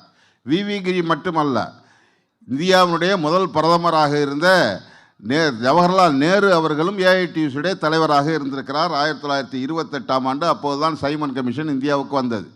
அது மட்டுமல்ல, இரண்டாம் உலகப் போரின் போது இந்தியாவை விடுவிக்க வேண்டும் என்பதற்காக தனி இராணுவத்தையே உருவாக்கிய நேதாஜி சுபாஷ் சந்திர போஸ் அவர்களும் இந்தியாவுடைய ஏஐடியூசியுடைய தலைவராக இருந்திருக்கிறார். ஆகவே எஸ்.சி.கே அதில் பயின்று வந்தவர். ஆகவே தான் கான்ட்ராக்ட் தொழிலாளர்களை எவ்வாறு நிரந்தரப்படுத்த வேண்டும் என்பதற்கான ஒரு சிந்தனை பூர்வமான அறிவியல் பூர்வமான வழியை தேர்ந்தெடுத்தது மட்டுமல்ல, அதற்காகவே தொடர்ச்சியாக போராடி அத்தனை தொழிலாளர்களுடைய வாழ்க்கையிலும் ஒரு மறுமலர்ச்சியை உருவாக்கினார் என்பதை நாம் மறந்துவிடக்கூடாது. ஆக காலித் கமிஷன் என்பது உருவாக்கப்பட்டது என்று சொன்னால், இந்த தொழிலாளர்களை எவ்வாறு நிரந்தரப்படுத்துவது என்ற சிந்தனையோடு அதற்கான வழிவகைகளை எல்லாம் கண்டு ஆய்வு செய்து அவற்றில் வெற்றி தருவதற்கான ஆட்களை இழுத்து பிடித்து அதில் சரியான முறையில் தரவுகளை தந்து அவர்கள் போராடியதன் மூலமாகத்தான் அந்த வெற்றி நமக்கு கிடைத்தது என்பதை மறந்துவிடக்கூடாது. நம்முடைய மூதாதையர்கள், நமக்கு மூத்த தலைமுறை ஒவ்வொரு தடவையும் எனக்கு அடுத்து வரக்கூடிய சந்ததி என்னை விட நன்றாக இருக்க வேண்டுமென்றால் நான் என் வாழ்க்கையின் போது என்ன செய்ய வேண்டும் என்பதை சிந்தித்து சிந்தித்து போராடியதனால்தான் இத்தனை சட்டங்கள் நமக்கு வந்தன. ஆக இன்றைக்கு நமக்கு ஒரு மிகப்பெரிய ஒரு சவால் ஒன்று எழுந்திருக்கிறது. ஏனென்றால் இப்போது இந்தியாவில் மீண்டும் ஒரு யுத்தம் தொடங்கி இருக்கிறது. இந்தியாவில் எவையெல்லாம் உள்கட்டுமானத்துக்கு மிக அடிப்படையான தேவை, இவையெல்லாம் தனியார் கையில் இருந்தால் இந்தியாவுடைய வளர்ச்சிக்கு உதவாது என்பதனால்தான் இங்கு பொதுத்துறை என்பது நம்முடைய சொந்த வரிப்பணத்திலிருந்து கொண்டு வரப்பட்டது. இந்தியாவில் எந்த ஒரு நாட்டுக்கும் வளர்ச்சிக்கு மிக மிக அடிப்படையான தேவை என்பது மின்சாரம்தான். மின்சாரம் என்பது தனியார் கையில் இருந்தால் இந்தியா தற்சார்புள்ளதாக, உலகத்துடைய மற்ற நாடுகளோடு போட்டியிடக்கூடியதாக, அந்த சவாலை சந்தித்து நிற்பதாக இந்தியா திகழ முடியாது என்பதனால்தான் இந்தியாவுடைய அரசாங்கம், மாநிலங்களின் அரசாங்கம் மின்சார உற்பத்தியை, மின்சார விநியோகத்தை தன்னுடைய கைகளுக்குள்ளே எடுத்துக்கொண்டது. ஆனால் இன்றைக்கு முக்கியமான உள்கட்டுமானத்துக்கு தேவையான கனரக எந்திரங்களை தயாரிக்கிற, உருக்கு தயாரிக்கிற, நிலக்கரி தயாரிக்கிற அத்தனையும் அரசாங்கத்தினுடைய கைகளில் இருந்தது என்பது போய் இவை அனைத்தும் ஒவ்வொன்றாக அதானியிடமும் அம்பானியிடமும் விற்கப்பட்டு கொண்டே இருக்கின்றன. இப்போ காரை முன்னாடி நோக்கி ஓட்டுவதற்கு பதிலாக இப்போது நம்முடைய அரசாங்கம் ரிவர்ஸ் கியர் போட்டு பின்னால் நோக்கி கொண்டு போய் கொண்டிருக்கிறது. நம்முடைய நாடு நம்முடைய முன்னேற்றத்திற்கான எல்லா ஏற்பாடுகளும் பொதுத்துறையின் கையில் இருந்தது போய் இன்றைக்கு பின்னே செல்ல தொடங்கி இருக்கிறது. நாடு பின்னே செல்வது மட்டுமல்ல, நம்முடைய உரிமைகளும் பின்னே சென்று கொண்டிருக்கின்றன. நாம் வாங்கி வைத்திருந்த சம்பளத்துக்கான உத்தரவாதம், நம்முடைய வேலைக்கான உத்தரவாதம், நம்முடைய சமூக பாதுகாப்புகளுக்கான உத்தரவாதம், உடல் நலத்துக்கான உத்தரவாதம் எல்லாமும் அழிந்து மறுபடியும் கான்ட்ராக்ட் ஒர்க்கர்களை நாம் நிரந்தரமாக்கினோம். இப்போது நிரந்தர தொழிலாளர்கள் எல்லாரும் கான்ட்ராக்டர்களாகவும், கான்ட்ராக்ட் ஒர்க்கர் தொழிலாளர்களாகவும், அவுட் சோர்ஸ் தொழிலாளர்களாகவும் மாறிக்கொண்டிருக்கக்கூடிய நிலையை நாம் பார்க்கிறோம். ஆக காலம் முன்னோக்கி செல்லுகிறது. ஆனால் நாம் கடந்த காலத்தை நோக்கி தள்ளப்படுகிறோம். நாம் பணிபுரிந்த அந்த துறை பறிக்கப்படுகிறது, அரசாங்கத்தின் கையிலிருந்து மாற்றப்படுகிறது. நாம் நம்முடைய தாத்தா காலத்தில் எப்படி உரிமை இழந்தவர்களாக இருந்தோமோ, எப்படி சட்ட பாதுகாப்பு இல்லாதவர்களாக இருந்தோமோ, அந்த நிலைமையை நோக்கி பிரிட்டிஷ்காரன் காலத்தில் இருந்த அடிமைத்தனத்தை நோக்கி இந்திய தொழிலாளர்கள் தள்ளப்பட்டு வருகிறார்கள். மோடி ஆளுகிறார். ஆனால் பிரிட்டிஷ்காரன் ஆட்சியை விட மோசமான நிலைமை நம்முடைய உரிமைகள் பறிக்கப்பட்டு கொண்டிருக்கிறது. We are not surprised that Mr. Narendra Modi government, its BJP, is against our public sector, because they were from the very beginning against formation of public sector. When their old name was Bharatiya Jansangh Party, the new name is Bharatiya Janata Party.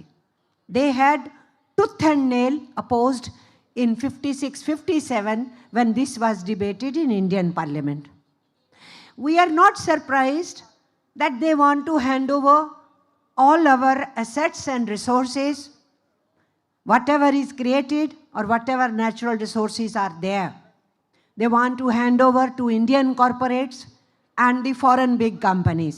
We are not surprised, because they were never for governments to play any role. And they always wanted markets to play every role. So we are not surprised. We are not surprised that they budge before or nail before or just touch the feet of foreign companies and the foreign powers, as because we know they never fought for India's freedom. We were born in 20, were fighting on the streets, were in agitations. In 1921, we had asked for complete independence of India in our second conference. So the battle was there all around, agitations and strikes going on. 5 years after that, an organization is born, RSS, which is the mother of present rulers, Mr. Modi and his team. And they were asked, will you fight the British? People are fighting. Farmers are fighting, workers are fighting, youth is ready to die for the nation. Will you also be fighting the British rulers? What was the founder of RSS telling? Guruji of Narendra Modi, Mr. Hedgewar? He said, no, our fight is not with the British. He was said, all these young people are ready to die for the nation. He said, they are fools, diverted. We will correct them. Then he was asked, for whom you are preparing? He was very clear in his mind. He said, Muslims are my enemies, Christians are my enemies, and red flag is my enemy. What was the red flag at that time? All trade unions on the streets with red flag. And also, because the communists were being born here and there, and then Communist Party of India was also being founded in 1925. So he meant red flag of workers. He also meant red flag of communists. So he was very clear. So this regime is also very clear. They don't bother if Palestinians are being killed every day, and American President Biden is siding with Netanyahu, and genocide is taking place, and our government is great friend of United States.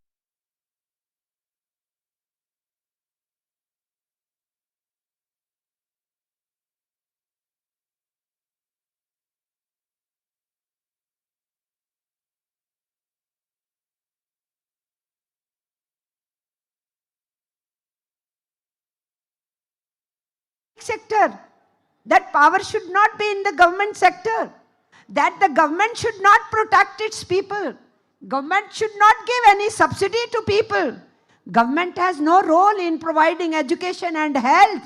Why should government give you clean drinking water? Why should government give you a shelter?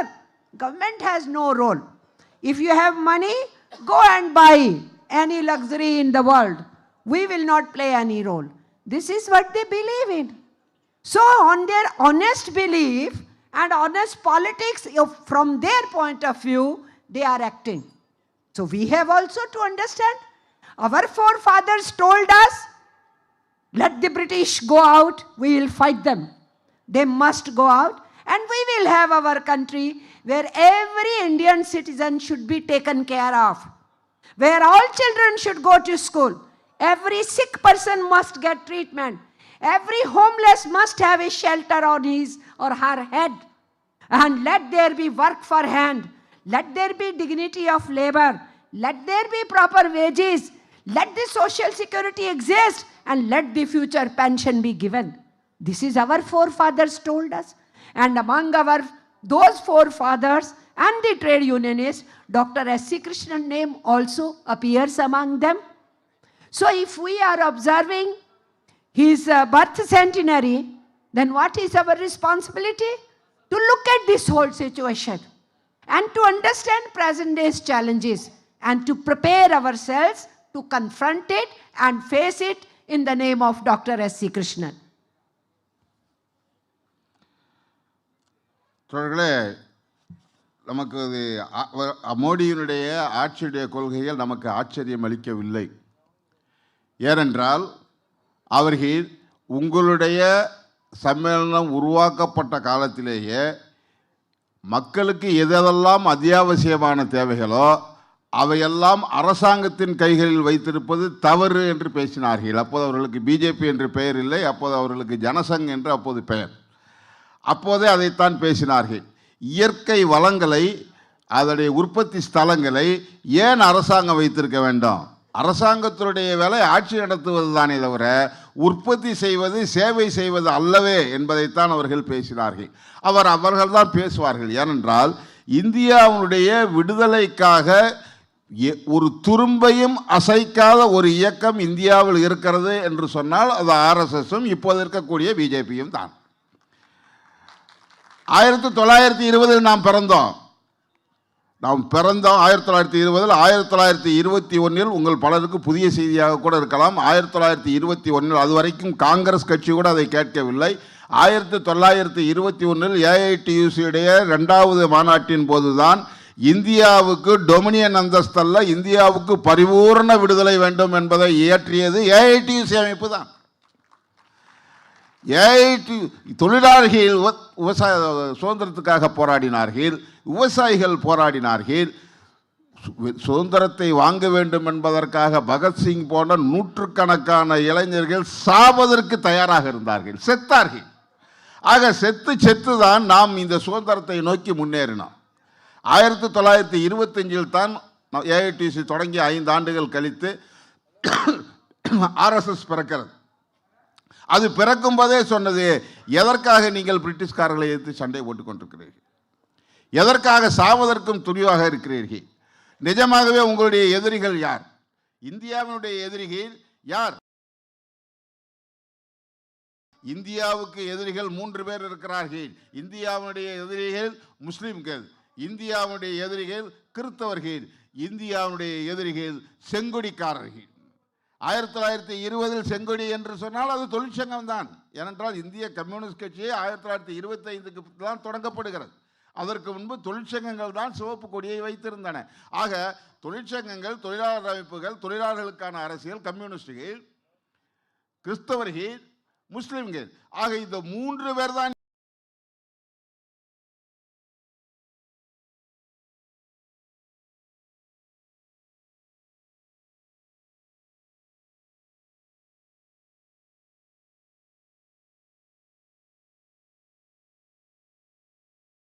போராடுகிறது.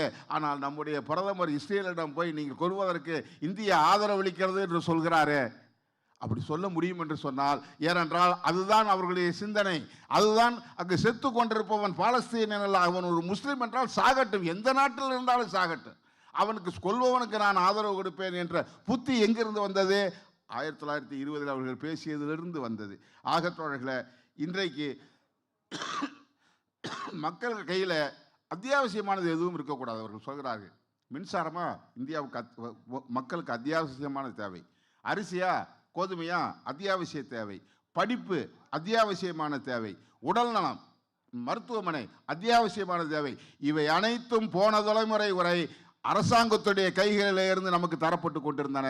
கொஞ்சம் கொஞ்சமாக கை நழுவி இன்றைக்கு உடல் நலமா காசு, படிப்பா காசு, தண்ணியா குடிக்கிற தண்ணி என்றால் காசு இருந்தால் தான் வாங்க முடியும். நேரடியாக அரசாங்கம் கொடுப்பதற்கு அதற்கு தேவையில்லை. கொஞ்சம் கொஞ்சமாக பழகி கொண்டிருக்கிறோம். ஆகவே அரிசியாக இருந்தாலும், தண்ணீராக இருந்தாலும், மின்சாரமாக இருந்தாலும், படிப்பாக இருந்தாலும், உடல்நலமாக இருந்தாலும் காசு இருந்தால் வாங்கிக்கோ, காசு இல்லைன்னா செத்துப்போ. இதுதான் இன்றைக்கு அவர்களுடைய குரலாக இருக்கிறது. இதையெல்லாம் எதிர்த்து இந்தியர்களுக்கு வேலை வேண்டும், வேலைக்கு நிரந்தரம் வேண்டும், சம்பளம் வேண்டும், பென்ஷன் வேண்டும், கிராஜுவிட்டி வேண்டும், ப்ராவிடன்ட் ஃபண்ட் வேண்டும், எதிர்கால நலன்கள் வேண்டும் என்று போராடி போராடி போராடித்தான் ஒவ்வொரு சட்டமும் வந்தது. தொழிலாளிக்கு தானாக எவனும், எந்த முதலாளியும், எந்த அரசாங்கமும் தூக்கி கொடுக்கவில்லை. ஆக அப்படிப்பட்ட நம்மை பற்றி சிந்தித்த மூத்த தலைவரையை சேர்ந்த அந்த மிக முக்கியமான தலைவர்கள் ஒரு வரிசையில் ஒருவராக இடம்பெற்றவர் டாக்டர் S.C.K அவர்கள்.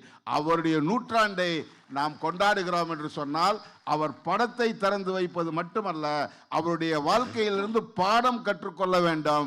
நம்முடைய கடமை என்ன, அவருடைய காலடி தடத்திலே நாம் நடக்கிறோமா என்பதை நாம் நம்மை நாமே பரீட்சித்துக் கொள்ள வேண்டும்.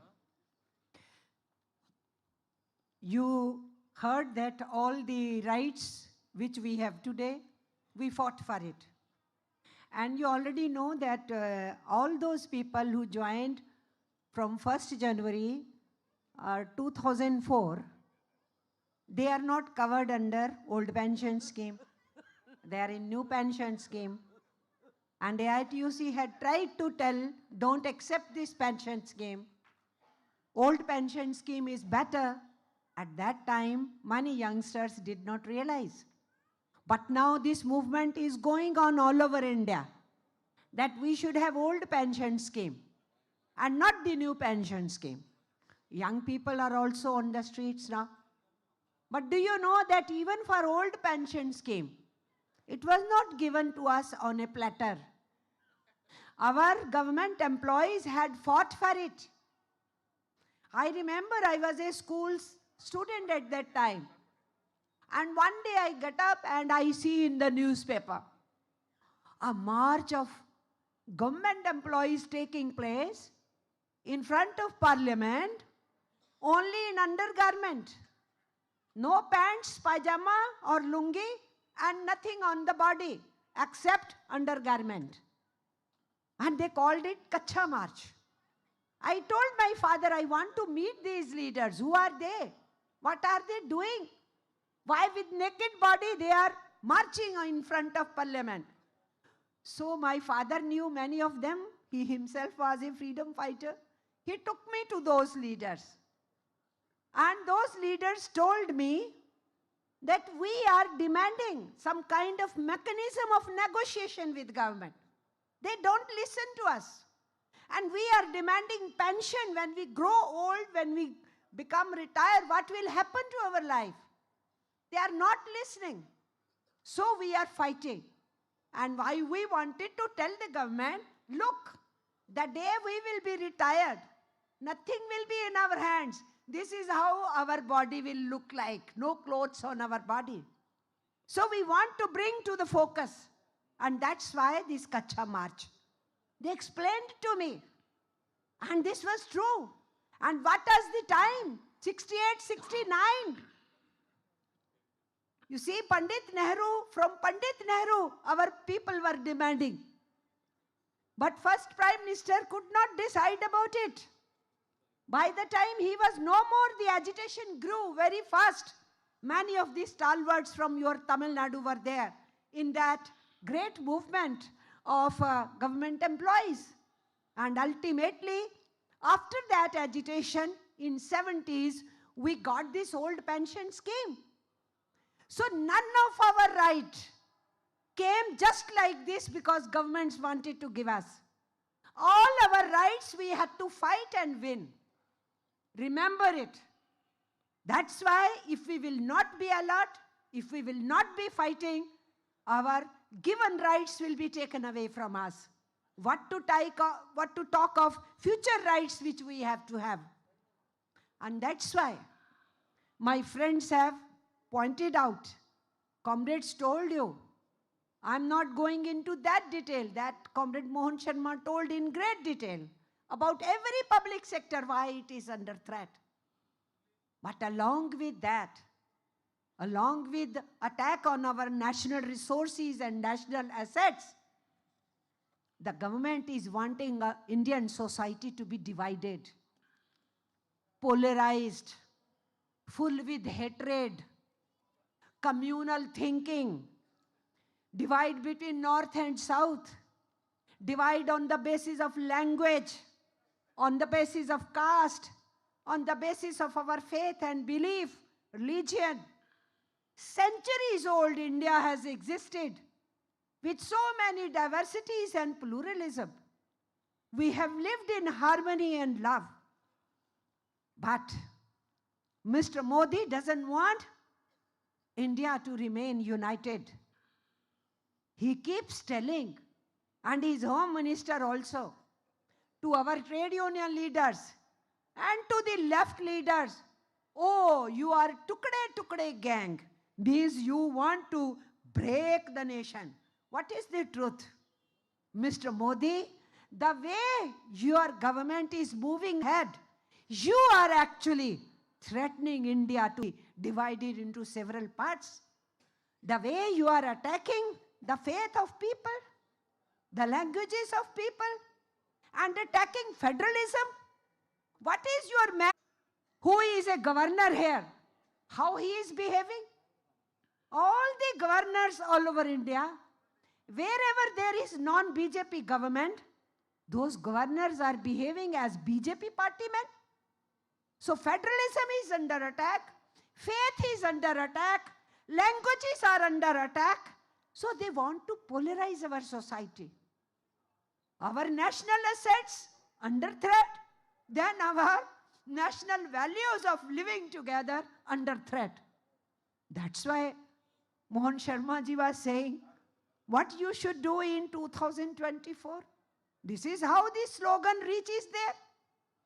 And that's why when we have to fight for the defense of our sector, always remember, if the governments are not friendly to us, our fights will not give us any results.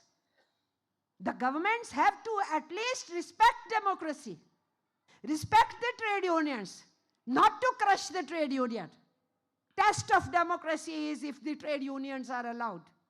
If the trade union laws are being changed, unionization difficult, derecognition easy, employers' punishment reduced, and leaders' punishment increased, then where do we want to reach? We will become a society, dictatorial, and a fascist society. We do not want to do that. We want our great India, #1 in population in the world now, to flourish, and flourish with the people together moving, not as divided nation. And that's why Dr. S.C. Krishnan, whom I knew from my student days, when I was AISF General Secretary, visited Tamil Nadu several times during those periods also. I used to meet the stalwarts of the trade unions, of the communist movement, of other movements. I used to meet them, so I used to meet him. And just now, Comrade Murthy put up a photo here on the screen. That is sometime in 1997, about, I should say 26 years ago. I was in some women convention. Comrade S.C. Krishnan and myself, we are sitting together there. So it is even before this period, when I was student leader, I knew him. So all these people who gave their life to the society, that life doesn't belong to them only to enjoy. This life means giving to the society and your best.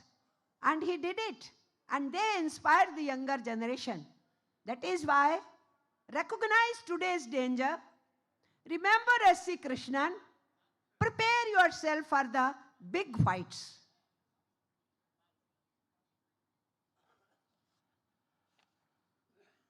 தோழர்களே, pension உரிமை என்பது 2004ஆம் ஆண்டோடு போய்விட்டது. இப்போ அது புதிய pension திட்டம் இப்போ என்று சொல்கிறார்கள். அது உண்மையில் அது பென்ஷன் திட்டமே அல்ல. பழைய பென்ஷன் திட்டம் நீக்கப்படுகிறது என்ற செய்தி வந்தபோது அது தவறு என்று தொழிற்சங்கம் எதிர்த்தது. ஆனால் அன்றைக்கு இருந்த தொழிலாளர்கள், குறிப்பாக புதிய தலைமுறை தொழிலாளர்கள், அதனுடைய அழுத்தம் எப்படிப்பட்டது, அதனுடைய எதிர்காலம் எப்படிப்பட்டது என்பதை உணரவில்லை. ஆனால் இப்போது அதற்கான போராட்டங்கள் நடந்து கொண்டிருக்கின்றன. தொடர்களே, இது ஒன்று பென்ஷன் ஒன்றும் ஆதி காலத்திலிருந்து இருக்கக்கூடியது ஒன்றுமில்லை. நான் சிறு குழந்தையாக இருந்தபோது நான் பார்த்திருக்கிறேன். டெல்லியில் தமிழ்நாடு உள்பட இந்தியாவிலிருந்து முழுமையிலும் இருந்து அரசு பணியாளர்கள் நேரடியாக டெல்லிக்கு வந்து அவர்களுடைய சட்டை எதுவும் இல்லாமல் உள்ளாடையை மட்டும் அணிந்து கொண்டு வெற்றுடம்போடு அவர்கள் ஊர்வலமாக போனார்கள். அப்போது நான் பள்ளியில் படித்து கொண்டிருக்கக்கூடிய ஒரு சிறுமி என் அப்பாவிடம் நான் கேட்டேன். என் அப்பாவும் ஒரு விடுதலை போராட்ட வீரர், அவரும் இயக்கத்தில் இருந்தவர். ஆகவே அவர் நேரடியாக அங்கேயே அழைத்து சென்று பேசு என்று சொன்னார். அப்போது அவர்கள் சொன்னார்கள், நாங்கள் இந்த அரசுக்காக வேலை பார்க்கிறோம், அரசு வேலை முடிந்தவுடனே நாங்கள் ஓய்வு பெற்று விடுவோம், ஓய்வு பெற்ற பிறகு எங்கள் கையில் பணமே இருக்காது, மிச்ச காலத்தை நாங்கள் எவ்வாறு வாழப்போகிறோம், எங்களுடைய குடும்பத்தை எவ்வாறு நாங்கள் காப்பாற்றப் போகிறோம், ஆகவே எங்களுக்கு பென்ஷன் வேண்டும் என்று கேட்கிறோம். அப்போது நேருவினுடைய அரசாங்கம், நாங்கள் பென்ஷன் வேண்டும் என்று கேட்கிறோம், ஆனால் பென்ஷன் பற்றி சம்பந்தமாக பேசுவதற்கு இந்த அரசாங்கம் மறுக்கிறது. ஆகவே இந்த அரசாங்கத்திடம் நாங்கள் இப்போது இருப்பதை போல போட்டு உடைகளை அணிந்து கொண்டவில்லை, வரவில்லை, நாங்கள் ஓய்வு பெற்ற பின்பு எங்கள் கையில் பணமே இல்லை என்றால் எப்படி எங்கள் உடம்பில் எந்த துணியும் இல்லாமல் இருக்கக்கூடிய சூழ்நிலை வருமோ அதை இப்போதே பார்த்துக்கொள் என்பதற்காகத்தான் இதனோடு நாங்கள் வருகிறோம் என்று அவர்கள் சொன்னார்கள். அத்தகைய இடங்களுக்கு பிறகுதான் 1970 தான் தமிழ் இந்தியா முழுமையிலும் பென்ஷன் என்பது ஒரு உறுதிப்பாட்டுக்கு வந்தது. இவ்வளவு பெரிய போராட்டங்கள் இதுக்கு நமக்கு தேவைப்பட்டன. ஆனால் இன்றைக்கு கொஞ்சம் கொஞ்சமாக ஒவ்வொன்றாக 29 சட்டங்கள் வாங்கி வைத்திருக்கிறோமே. ஆக இவை எல்லாவற்றையும் நாம் உண்மையில் சொல்லப்போனால் நாம் புதிய சட்டங்களை, நமக்கு முந்தைய தலைமுறை 40 சட்டங்கள் வாங்கியது என்று சொன்னால் நம் காலத்தில் புதிய சட்டங்களை இன்னும் அதிகமாக வேண்டும். ஆனால் அதிகமாக வாங்குவதை கூட விட்டுவிடுங்க, இருப்பதை கூட பறித்து கொண்டிருக்கிறார்கள் என்று சொன்னால் இதை நாம் விட்டுவிட்டால் நமக்கான எதிர்கால தலைமுறையிடம் நம்முடைய எதிர்கால பழைய தலைமுறை நாம் பெற்ற அனைத்து உரிமைகளையும் நம்முடைய அடுத்த தலைமுறைக்கு கொடுக்காமலேயே நாம் செத்து போக போகிறோம் என்றால் நாம் நிஜமாக தொழிலாளர்களா மனிதர்களா என்பதை நாம் யோசிக்க வேண்டியது. அதற்காக நாம் போராடாமல் நாம் என்ன நடக்கிறது என்பதை வேடிக்கை மட்டும் பார்த்து கொண்டிருக்க கூடாது. நம்முடைய தொழில் பறிக்கப்படுகிறது, தொழில் நிறுவனம் பறிக்கப்படுகிறது, நம்முடைய உரிமை பறிக்கப்படுகிறது மட்டுமல்ல, நாம் வாழக்கூடிய இந்தியாவே, நம்முடைய நாடே பறிக்கப்படுகிறது. இந்தியாவை பல துண்டுகளாக மாற்ற வேண்டும் என்பது இந்த அரசாங்கத்துடைய இதாக இருந்தது. இந்தியா முழுமையிலும் பல்வேறு மொழி பேசினோம், பல்வேறு பண்பாடுகள் இருந்தது, பல்வேறு சாதிகள் இருந்தது, பல்வேறு இருந்தது.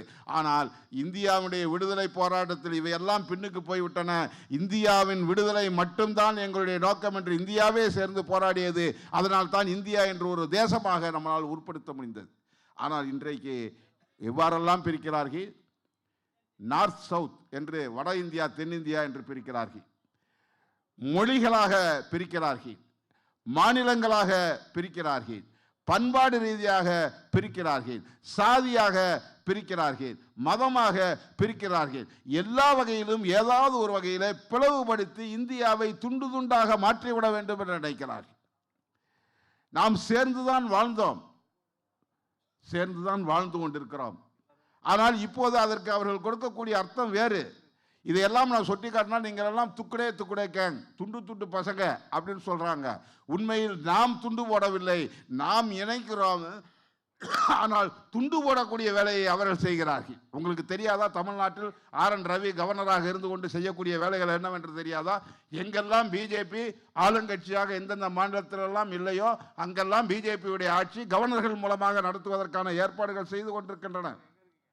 நம்முடைய மொழிகள், நம்முடைய பண்பாடு, நம்முடைய வாழ்க்கை முறை, நம்முடைய மரபுரிமை, நம்முடைய மரபார்ந்த செல்வங்கள் அனைத்துமே மிக மிக மிக அழகானது. இந்த அழகானவை எல்லாம் ஒன்றாக சேர்ந்து நாம் வாழ வேண்டும் என்று சொல்கிறோம். ஆனால் அவர்கள் சொல்கிறார்கள், இல்லை, வெவ்வேறு விதமாகவெல்லாம் இருக்கக்கூடாது, ஒரே மாதிரியாகத்தான் இருக்க வேண்டும், ஒரே மதம், ஒரே மொழி, எல்லாவற்றையும் ஏற்றுக்கொண்டு அதற்காக உங்கள் எல்லாவற்றையும் அதற்கு தகுந்த மாதிரி மாற்றிவிட்டு தான் ஆள வேண்டும் என்று நினைக்கிறார்கள். ஒருபோதும் அது சாத்தியமில்லை. அத்தகைய சர்வாதிகார அரசாங்கம் வந்தால் அதை எதிர்த்து நின்று நம்முடைய விழுமியங்களை காப்பதற்கு, நம்முடைய உரிமைகளை காப்பதற்கான போராட்டம் என்பதை நாங்கள் ஒருபோதும் பின்தங்க மாட்டோம். ஒற்றைத்தன்மை கொண்டதாக இந்தியாவை ஒருபோதும் மாற்ற முடியாது. உலகத்திலேயே மிக அதிக மக்கள் தொகை கொண்ட நாடு நம்முடைய நாடு. இன்றைக்கு சீனாவை மிஞ்சி சென்று விட்டது. ஆக இத்தகைய மக்கள் தொகையை ஒரே மாதிரியாக மாற்றுவது என்பது சாத்தியமல்ல. எந்த உரிமைகளுக்காக S.C.K போராடினாரோ அதையெல்லாம் S.C.K போராடியதை S.C.K நான் பார்த்திருக்கிறேன்.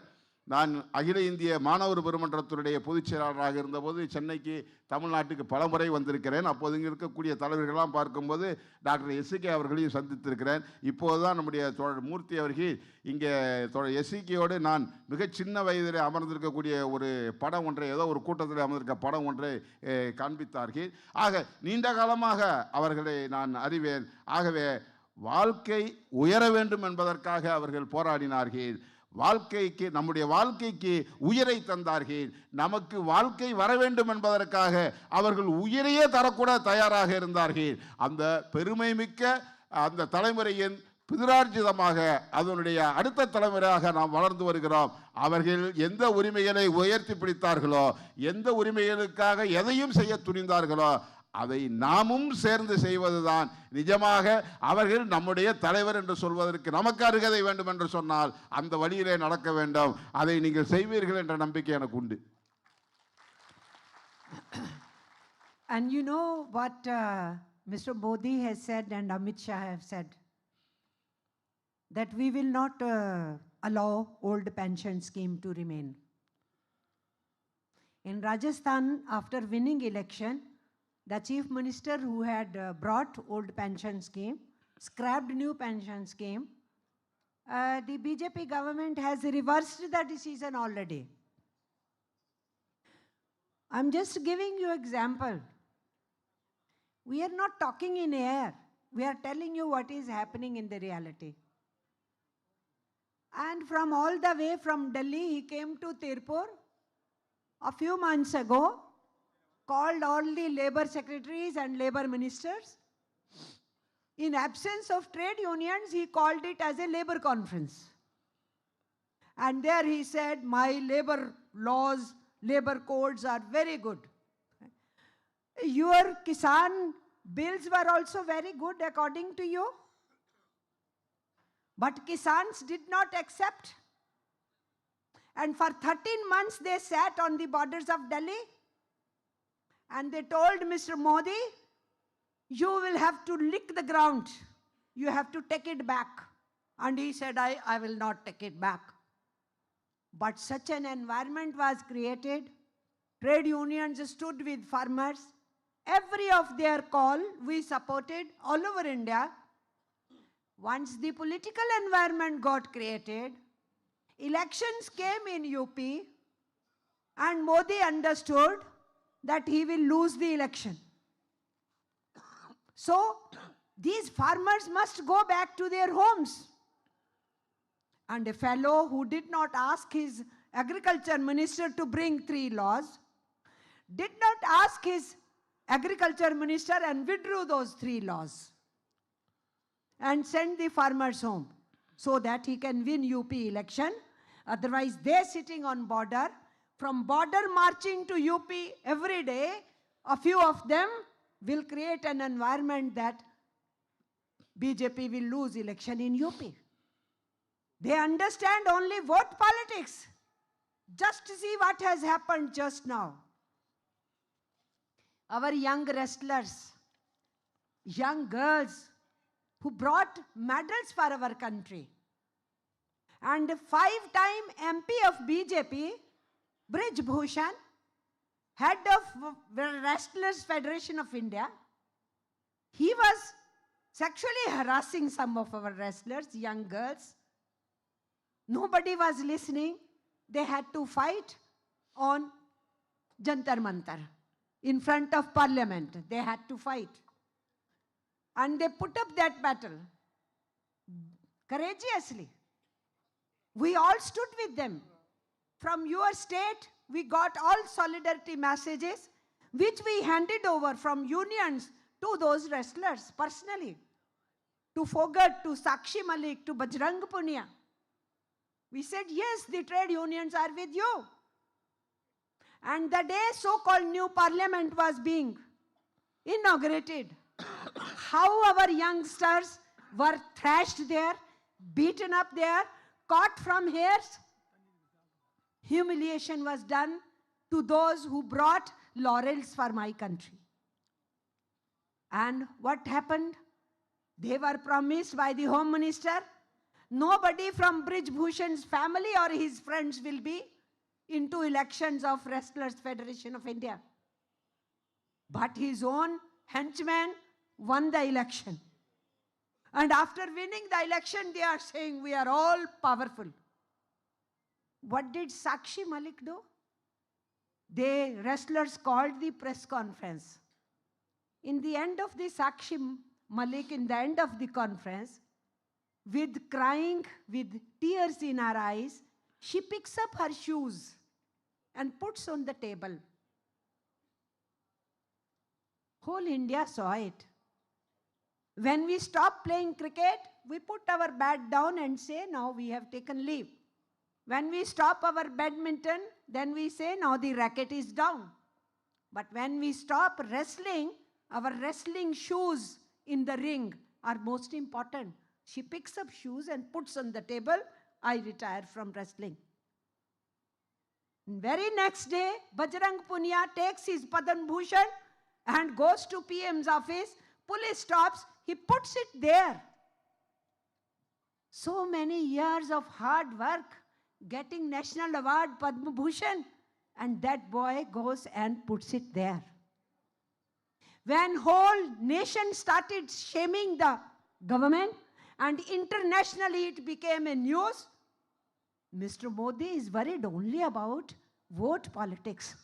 So he immediately told his minister to cancel the elections of Wrestlers Federation of India.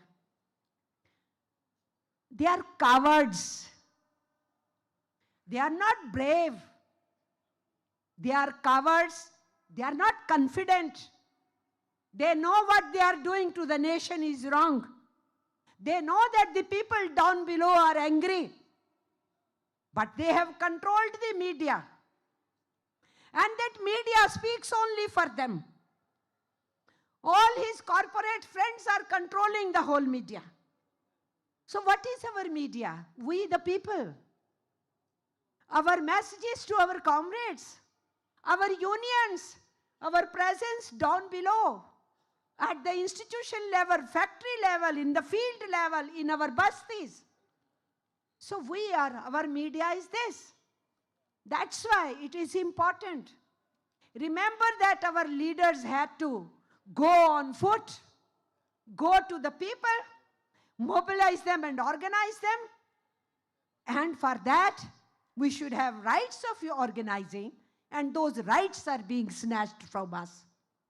So in this background, let us understand that we are facing a government which believes in Hitler and Mussolini, which believes in fascism and Nazism, which is trying to kill journalism in India, freedom of expression in India. Every opposition voice should be put behind bars. ED, CBI, NIA, NSA, UAPA, use it just to silence everybody. All this is going on. And it's not only I am frightening you, I am finding it happening all around. Are you surprised? I am not surprised. Because Guru Hedgewar had said, Hitler and Mussolini are our inspiration. Fascism and Nazism is our philosophy. They said it 1925. Our S.C. Krishna was already 2 years old. And from that time, next to next year, 100 years of RSS. And they want to fulfill the dream of Hitler and Mussolini in India. So 2024 is important for us. For us, Nehruji was our president, as you see. But when he was prime minister, we fought him also. We fought him also. Because we are not a political party. We are unions. But we are not absent from politics. We have a working class politics. And working class politics is we produce wealth for the country. We give services to the country. Nation runs because of us. We have to have our honorable share. That's our working class politics. So it doesn't matter who was the prime minister from first prime minister onward. So Mr. Modi, you are something different. We fought every prime minister and we are fighting you. And we know your continuity is dangerous to our country. The country we love, we cherish. So 2024 is important and significant for us that you should not sit on the seat of power on such a great country, India. And you have to be told goodbye. And for that, the trade unions will have to play their vital role, their leading role, their convincing role. They are going to masses, having Jan Jagran Yatra, be with the people, take the people with you, and see to it that you become among the leading force of saviors of India. That is the message on this day of birth anniversary, 100 years of Dr. S.C. Krishna.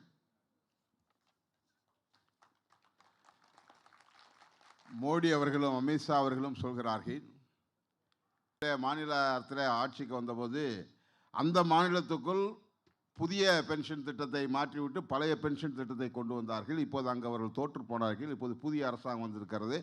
மறுபடியும் அந்த பழைய pension திட்டத்தை மீண்டும் மாற்றி புதிய திட்டமாக மாற்றி விட்டார்கள். வந்த கொஞ்ச நாட்களிலேயே மாற்றி விட்டார்கள். ஆக தோழர்களே, இவர்களை எவ்வாறு எதிர்ப்பது என்பதுதான் இப்போது நமக்கு முக்கியமானது. ஒரு பிரம்மாண்டமான சித்திரம் என்ன தீட்டப்படுகிறது என்று சொன்னால், மோடி அவர்கள் சொன்னால், பிஜேபி சொன்னால் அது நடந்து முடிந்துவிடும், அதை மாற்றி அமைக்க முடியாது என்ற ஒரு பொய் திரும்ப திரும்ப பிரச்சாரம் செய்யப்பட்டுவிட்டே வருகிறது. ஆனால் உண்மை என்ன? பெங்களூரில் நான் டெல்லியிலிருந்து திருப்பூரில் நம்முடைய ஏஐடிசி மாநாடு, நம்முடைய பொதுக்குழு கூட்டம் நடந்தபோது வந்திருந்தேன். திடீரென்று சொன்னால் பெங்களூரிலே தொழிலாளர் மாநாடு நடக்கிறது என்று சொன்னார்கள். தொழிலாளர் மாநாடு நடக்கிறது என்றால் நமக்கே தெரியாமல் எப்படி நடக்கிறது என்றால் எந்த தொழிற்சங்கத்துக்கும் தெரியாமலேயே தொழிலாளர் மாநாடு நடத்துகிறது அரசாங்கம். ஏனென்றால் எந்த தொழிற்சங்கத்தையும் அழைக்கவில்லை, தொழிலாளர் மந்திரிகளை அழைத்து உட்கார வைத்து நாம் தொழிலாளருக்கு நிறைவேற்றியிருக்கக்கூடிய சட்டங்கள் எல்லாம் மிக நல்ல சட்டங்கள் தான் என்று அவர்களே ஒரு தீர்மானம் போட்டுக்கொண்டார்கள். இதே மாதிரிதான் விவசாயிகளுக்கு 3 சட்டங்களை கொண்டு வந்தார்கள். அந்த 3 சட்டங்களும் விவசாயிகளுக்கு ரொம்ப நல்லது என்று சொன்னார்கள். விவசாயிகளிடம் அவர்கள் கேட்கவில்லை, ஆனால் விவசாயிகள் அதை ஒத்துக்கொள்ளவில்லை, போராடுவதற்கு வந்தார்கள். பின்ன அதை எதிர்த்து அந்த மல்யுத்த வீராங்கனைகள் போராடுகிறார்கள், ரோட்டிலே அமர்ந்து போராடுகிறார்கள். அதை தொழிற்சங்கங்கள்லாம் ஆதரித்த நம்மெல்லாம் போனோம், சப்போர்ட் பண்ணோம். ஆனால் அரசாங்கம் அதை திரும்பி கூட பார்க்கவில்லை.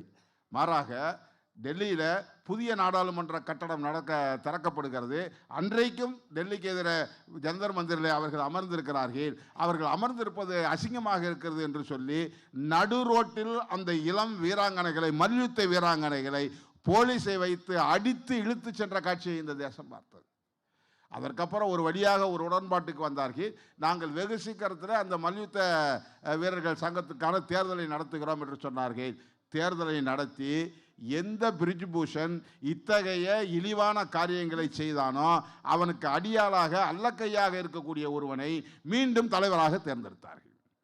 தேர்ந்தெடுத்தவுடன் இந்த மல்யுத்த வீராங்கனைகள் ஒரு பத்திரிகையாளர் சந்திப்பை ஏற்பாடு செய்தார்கள். அப்போது இந்த தேசத்தை நம்பி நாங்கள் போராடினோம், எவன் எங்களை கொடூரப்படுத்தினானோ அவனுடைய உதவியாளனை கொண்டு வந்து மீண்டும் தலைவராக போட்டிருக்கிறார்கள் என்று சொல்லி, விளையாடுவது என்று சொன்னால் கிரிக்கெட் என்றால் மட்டை இருக்கும், பேட்மிண்டன் என்றால் கையில் மட்டை இருக்கும், அதை எடுத்து வைக்கலாம். ஆனால் மல்யுத்த வீராங்கனைகளுக்கு என்ன, மல்யுத்த வீராங்கனை அணியக்கூடிய அந்த ஷூஸ், அந்த காலணிகள் தான் அவர்கள் பிரத்யேகமானது. அந்த ஷூவை எடுத்து மேஜை மேலே வைத்து இனிமேல் நான் மல்யுத்தத்தில் பங்கேற்பதில்லை அப்படின்னு அந்த பொண்ணு அறிவித்தது. அது மட்டுமல்ல, அதற்கு ஆதரவாக புனியா அவர் நேரடியாக அவர் பத்மஸ்ரீ மெடல் வாங்கினவர், பத்மஸ்ரீ மெடலை எடுத்துகிட்டு நேராக ராஷ்டிரபதி மகனுக்கு போனார். யாரும் வரக்கூடாதுன்னு சொல்லி போலீஸை வச்சு மிரட்டினாங்க. கடைசியில் அவர் என்ன பண்ணார்னா, நேராக அந்த கேட்டுக்கு முன்னாடி ரோட்டில் அந்த பத்மஸ்ரீ மெடலை வச்சுட்டு போடா அப்படின்னு சொல்லிட்டு திரும்பி வந்துட்டார். இப்போ இவ்வளவு, இது இந்தியாவில் மட்டுமல்ல உலகம் முழுமையும் இது செய்தியானது. உலகம் முழுவதும் செய்தியான பிறகு இப்போது மோடி விளையாட்டு அமைச்சரை கூப்பிட்டு என்ன சொல்லியிருக்கிறார் என்று சொன்னால், அந்த அல்லக்கையை தேர்ந்தெடுத்துட்டாங்களே அந்த தேர்தலை ரத்து செய்து விட்டோம் என்று அறிவித்து விடு என்று சொல்லியிருக்கிறார். இப்போது யார் வெற்றி பெற்றது? ஆக இவர்கள் ஏதோ வீரர்கள் அல்ல, இவர்கள் படுகொலைகள். இவர்கள் தெரிந்தது என்ன செய்கிறோம் என்று தெரிந்துதான் செய்கிறார்கள். இந்தியர்களுக்கும் இந்தியாவுக்கும் தீமை செய்கிறோம் என்று அவர்களுக்கு தெரியும். ஆனால் அந்த தீமையை மக்கள் உணராதவாறு அவர் ஊடகங்களை தங்களுடைய கைகளுக்குள் வைக்கும் மூலமாக மறைப்பதற்கு முயற்சி கொள்கிறார்கள்.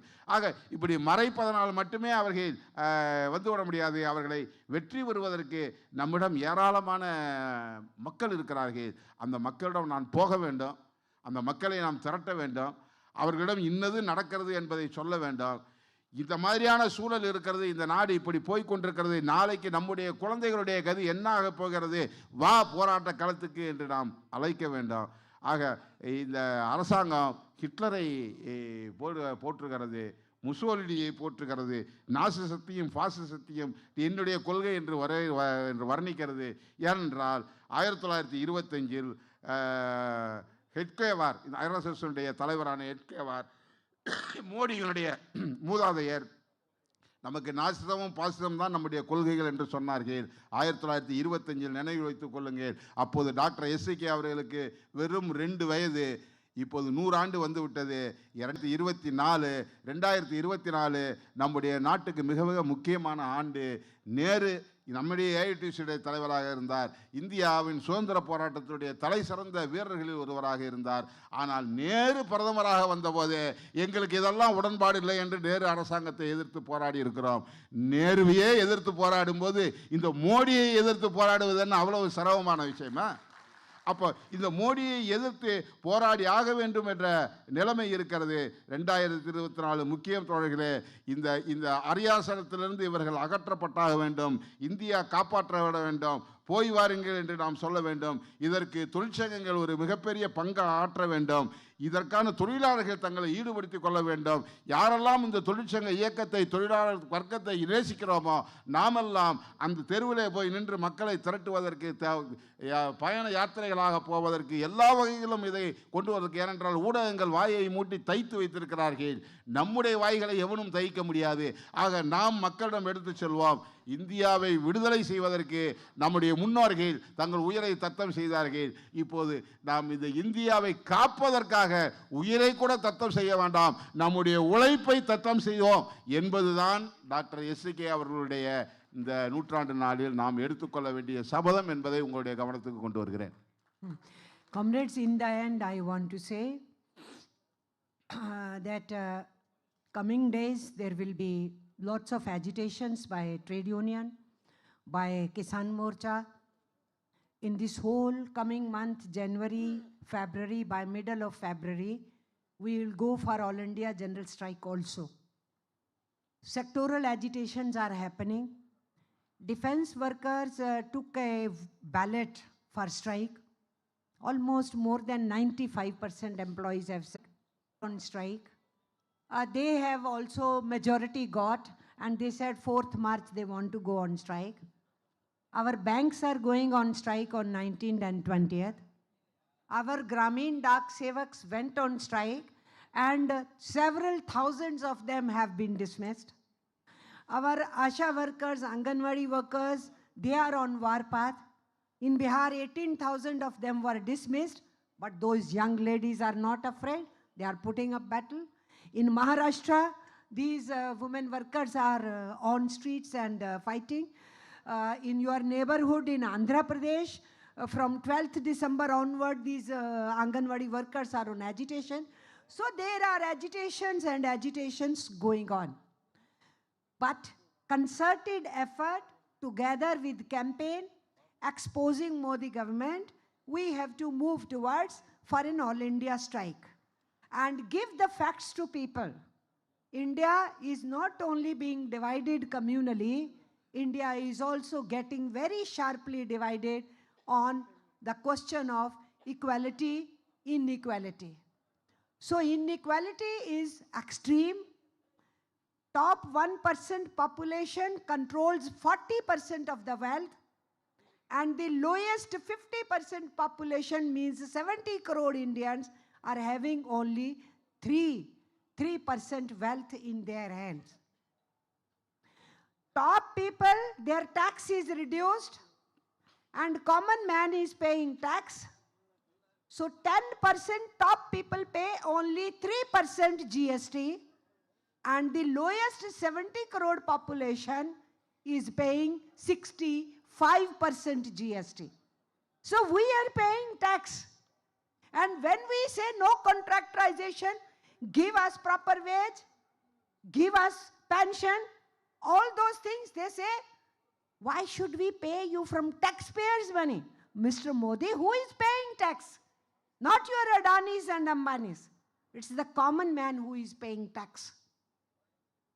Last year, government accepted all those children who are dying below 5 years of age. 65% of them are dying because of malnutrition, no food to them. And this year, Crime Bureau tells, out of the total suicides, 25% suicides are of our daily workers who earn every day, then only something is cooked in the kitchen so that they don't sleep hungry. With these stark realities, India is almost, our great population, big population is poorer than Madagascar. And the richest in Indians are more rich than even a richest Britishers or a German or a French person. So where is this Modi leading to us? Not only inequality in the beliefs, religion and other things, inequality in resources also. So we are the resource creators, wealth creators and service givers. We have every right to question such a government and not only questioned to see to it that they are thrown out. Example is there. We don't spare any government, BJP or non-BJP. If they take any step which is against trade unions, your state is example. 8 to 12 hours decision was taken by your assembly. And our trade unions got united with all trade unions including LPF and said, we will go on strike if you increase these 8 to 12 hours. And Stalin government withdrew his whatever was passed in assembly. So any government, if it goes against workers, will be in our hit list. And that's why from your Tamil Nadu, what do I expect? After this new parliament, Modi said, we have installed Singhol. And Amit Shah came to Tamil Nadu and said, 39 MPs. Now I am here sitting on this, standing on this podium, remembering great S.C. Krishnan. I want to tell you people, see to it that our trade unions work hard, be with the masses, along with them see to it that BJP doesn't get any single seat in Tamil Nadu in the coming Lok Sabha election. So it is you in your own constituencies, in your own areas, where you have to become a deciding factor along with the masses. And that's why that will be the real tribute and memory of Comrade S.C. Krishnan. We should be able to say, Dr. S.C.K, we are there carrying your heritage for secular India, for harmonious India, and for no inequality, churning for equality and justice. This great India, respecting Indian Constitution, not allowing attack on Indian Constitution. And that's here we are at UC flag, which you carried and you carried further. That UC flag will be true to its spirits, and in our country we will see to it that all the rights which we achieved will be protected, and those tyrant rulers will not be able to rule this great country. With this, I submit my last, once again, respects to Dr. S.C. Krishnan, and thanks to the organizers of this meeting today. தோழர்களே, அண்மை கால நிகழ்ச்சிகளை நான் சுருக்கமாக உங்களுக்கு சொல்ல வேண்டும். விவசாயிகள் போராடினார்கள், தொழிற்சங்கங்கள் போராடின. இப்போது நாம் 2 பேரும் சேர்ந்து போராடுவது என்ற நிலைமைக்கு வந்திருக்கிறோம். வரக்கூடிய ஜனவரி, பிப்ரவரி மாதங்களிலே தொடர்ச்சியான இயக்கங்கள் வரப்போகின்றன. வரக்கூடிய ஜனவரி 10ஆம் தேதியிலிருந்து 20ஆம் தேதி வரை ஒரு பிரச்சார இயக்கத்தை நாம் ஏற்பாடு செய்கிறோம். பிப்ரவரி மாதத்திலே ஒரு அகில இந்திய பொதுவேலை நிறுத்தத்துக்கான அறிவிப்பை இன்னும் 3 நாட்களுக்குள் நம்முடைய தொழிற்சங்கங்களும் விவசாய சங்கமும் சேர்ந்து வெளியிட இருக்கின்றன. ஏற்கனவே 2 நாள் வேலை நிறுத்தத்தையே நீங்கள் நன்றாக செய்தீர்கள். மிகச் சிறப்பாக அந்த வேலை நிறுத்தத்தை நீங்கள் கொண்டு வர வேண்டும். ஏனென்றால் இது போராட்டங்களுடைய காலம். பல்வேறு பகுதிகளில் இருக்கக்கூடிய தொழிலாளர்கள் போராடுகிறார்கள். ரயில்வேலேயே போராடுவதற்காக ஓட்டெடுப்பு நடத்தி அதிக வாக்குகளை பெற்றிருக்கிறார்கள் ஸ்ட்ரைக் செய்ய வேண்டும் என்று. பேங்க்கில் வேலை நிறுத்தம் நடக்கிறது. இப்போது கிராம தபால் தொழிலாளர்கள் வேலை நிறுத்தத்தை நடத்தினார்கள். அங்கன்வாடி ஆஷா தொழிலாளர்கள் போராடி கொண்டிருக்கிறார்கள். இந்தியாவை மதமாக, ஜாதியாக, மொழியாக, பிரதேசமாக பிரிக்க வேண்டும் நினைக்கிறார்கள். ஆனால் என்னவாறு பிரித்து கொண்டிருக்கிறார்கள் என்று சொன்னால், இந்தியாவில் சமமற்ற தன்மையாக இந்தியாவை 2ஆக பிரித்து கொண்டிருக்கிறார்கள். கண்ணுக்கு தெரியாத உலகத்தில் மிகப்பெரிய செல்வாந்தர்களாக ஒரு 100-200 பேர் இருக்கிறார்கள். ஒரு 100 கோடி பேர் மிக கடுமையான கஷ்டத்துக்குள்ளாக இருக்கிறார்கள்.